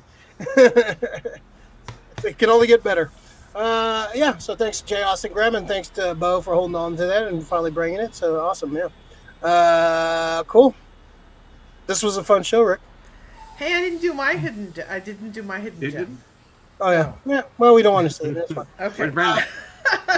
I have. All right, sorry guys, like and subscribe, and then we'll see you. Go ahead, Laurie. Sorry. I've got my own omnibus. There's actually two. It's two movies dope. or two books. It's 100 all-time favorite movies. It's actually I got this. My friends at my work gave this to me at the restaurant, but it's got like really incredible. Hold on, let me see. It's really incredibly well done. Here's the front of. It's like from the silent era to the year 2000. So that's one of the things. But the inside looks, I mean, like all these pictures are just unbelievably really well done. Nope. I mean, here's Star Wars. Cool. They have the Star Wars. They have the Taxi Driver. It has interesting stuff about like what, how many awards they've won and things like that. But it's a really incredibly brilliant. Yeah, see like that, and all the pictures and things from the sets and things. It's one of my prized possessions. I've had it for years and years. I just have not taken it out, but it's really beautiful. The funny thing is, the funny thing is that I actually found a typo in here, and I of course being the person that I am, I actually no, I had to email the editor because I think they're in Germany or something like that, but. I emailed the editor about the fact that they had misquoted one of the movies in here, but it was just What movie? It was Sunset Boulevard. Actually, they had misquoted Sunset Boulevard. But yeah, check that out. Look at Raging Bull, like the picture of. I mean, that's insane. Yeah. So and it talks about. It looked like me after Sunday night, man. Yeah. But yeah. Was it a skating leather? But yeah, How some great pictures and things. How dare Like you I said, fuck up it's that line. it's kind of, I guess these are my own omnibuses to a certain extent, or omnibuy, but it's a really brilliant, beautiful. What years does collection that of cover films. again? And this 1900 to was 2000? It was 1960 to 2000, and then the first one is from 1915 to 1959 what this first one is. Yeah, so it goes from the silent era to, like Walt Disney and through all the, like the James Bonds and Casablanca and all this kind of stuff. And Very cool. yeah, it's really pretty cool. So that's my hidden gem. Awesome. Very cool. Dope. All right. Nice. Cool. Awesome. Everybody's got Very nice. classy hidden gems this week. All right. Cool. That was Yeah. a fun show. Good discussion about the Many Saints. I think that was a good review. So if Yes. So any final words before we get the hell out of here, Lori? Just, always a pleasure being on. Thank you guys. Happy Halloween coming up, everybody. Yay. I'm excited about the 30th, Rick. Yay. And Krista. Yay. And go Giants. Thanks for the invite. That's the night. I told you about that night. And yeah, go Giants. Come on, Niners need to get their asses together. But other than that, that's fine. Hondo? Like and subscribe, Here. of course. Go Giants, baby. 107 wins. It's been a magical, fantastical, amazing, awesome year. And nothing can ever take that away. I want it to keep going, and I pray that it does.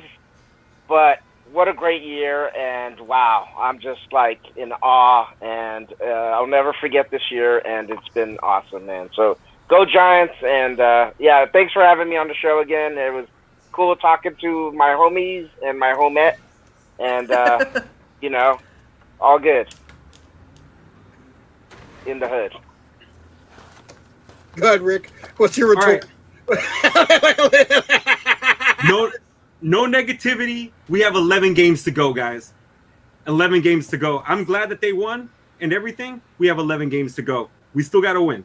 All right. I'm glad we got there. Yada, yada, yada. Didn't care. Whatever. We're in the playoffs. Season don't make shit if you don't have a ring, man. That's exactly. Because we can go back and think about those Warriors. Oh, that was a great year. No championship. Mm-hmm. So I don't want to hear. No, we're going. We're winning. I don't care who play. I don't care who we play. The Dodgers don't give a shit. I would honestly, people are like, I want the Dodgers. I want the Dodgers. I want to see the Dodgers taken out. I don't care. Go home. You guys shouldn't have been here to. You know what it is? People are saying, well, we can't have the Dodgers sitting at home with 106 games. Well, fuck you. I had to sit at home with 103. I had to sit at home for 103. So just because it's LA, you guys can go. Go eat a dick. So that's my favorite thing to say to people. With eat relish? a dick. Fuck you guys. And Mustard. Nasty. Relish and mustard all over. Fuck that. So 11 games to go. I know we're going to have some injuries. Regardless, people get injured all the time. But we got the bats. We got the players. Late night Lamont. We have, Buster Posey, Crawford. And then we have all the small names that we don't know, that we don't appreciate. We have the Tyro Estradas, we have the Duggars, we have the Slaters. We have everybody up and down. Flores. Great team. Flores. Yeah. Donovan Solano, Donnie Barrels, Tommy LaStella. This team is truly that. It's a fucking team. Everybody steps up. I can't wait to see this team win 11 more. Parade time. Here. 11. Here. 11. Turn it up to 11, yes. Awesome. All right. Thanks everybody that joined in the chat. Appreciate everybody chiming in with their opinions and such. We got 2 more episodes to 100. It's happening. That's crazy. Are we gonna do it live, Rick? Man, can we just do it? Like, it's so much work to do it live. Man. I don't know, man. We could do. You should do it on location or something. Like that's the plan is. But I was like thinking, like, oh man, it's so easy. Like on location. I don't think the budget. Well, no, like go to Super 7 or something, or go. I don't know. Live from Super 7. Hey, Live Super from 7, you guys Green okay? They're gonna be like, "What are you guys doing here? Don't worry about it." We have permission to film at certain Oh spots. yeah. Shout out to Super 7, by the way. Yeah, Super 7. Yeah, those guys are great over there, man. They have cool shit. Geeks like us got to open a store and make cool fucking toys for geeks. So it's a good thing. Yeah. So we'll do either way. We're gonna do something special for the 100. It's a big Damn, big 2 deal. weeks away. And our anniversary is on the 15th, I think, 14th, 15th. It's a lot to celebrate. So it's been a crazy couple of years, and we're still going. The views are not great, but we're still doing this because it's fun. All right. So we'll see you guys next week. Everybody be safe. Keep wearing a mask until they tell you not to. Mm-hmm. And don't be a dick about it if you do have to wear your mask. All right? Don't be an asshole. Exactly. And we'll see you guys next week. Number 99. Woohoo! 99. 99. Also some fucking better news. 2000 party over. Oops, out of time. Yeah.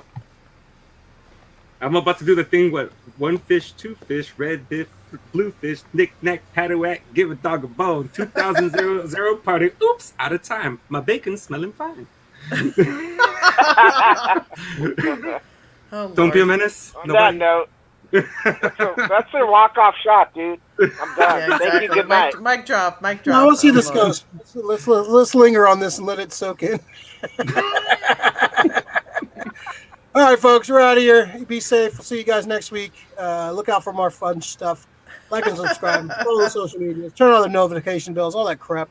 See you guys next week.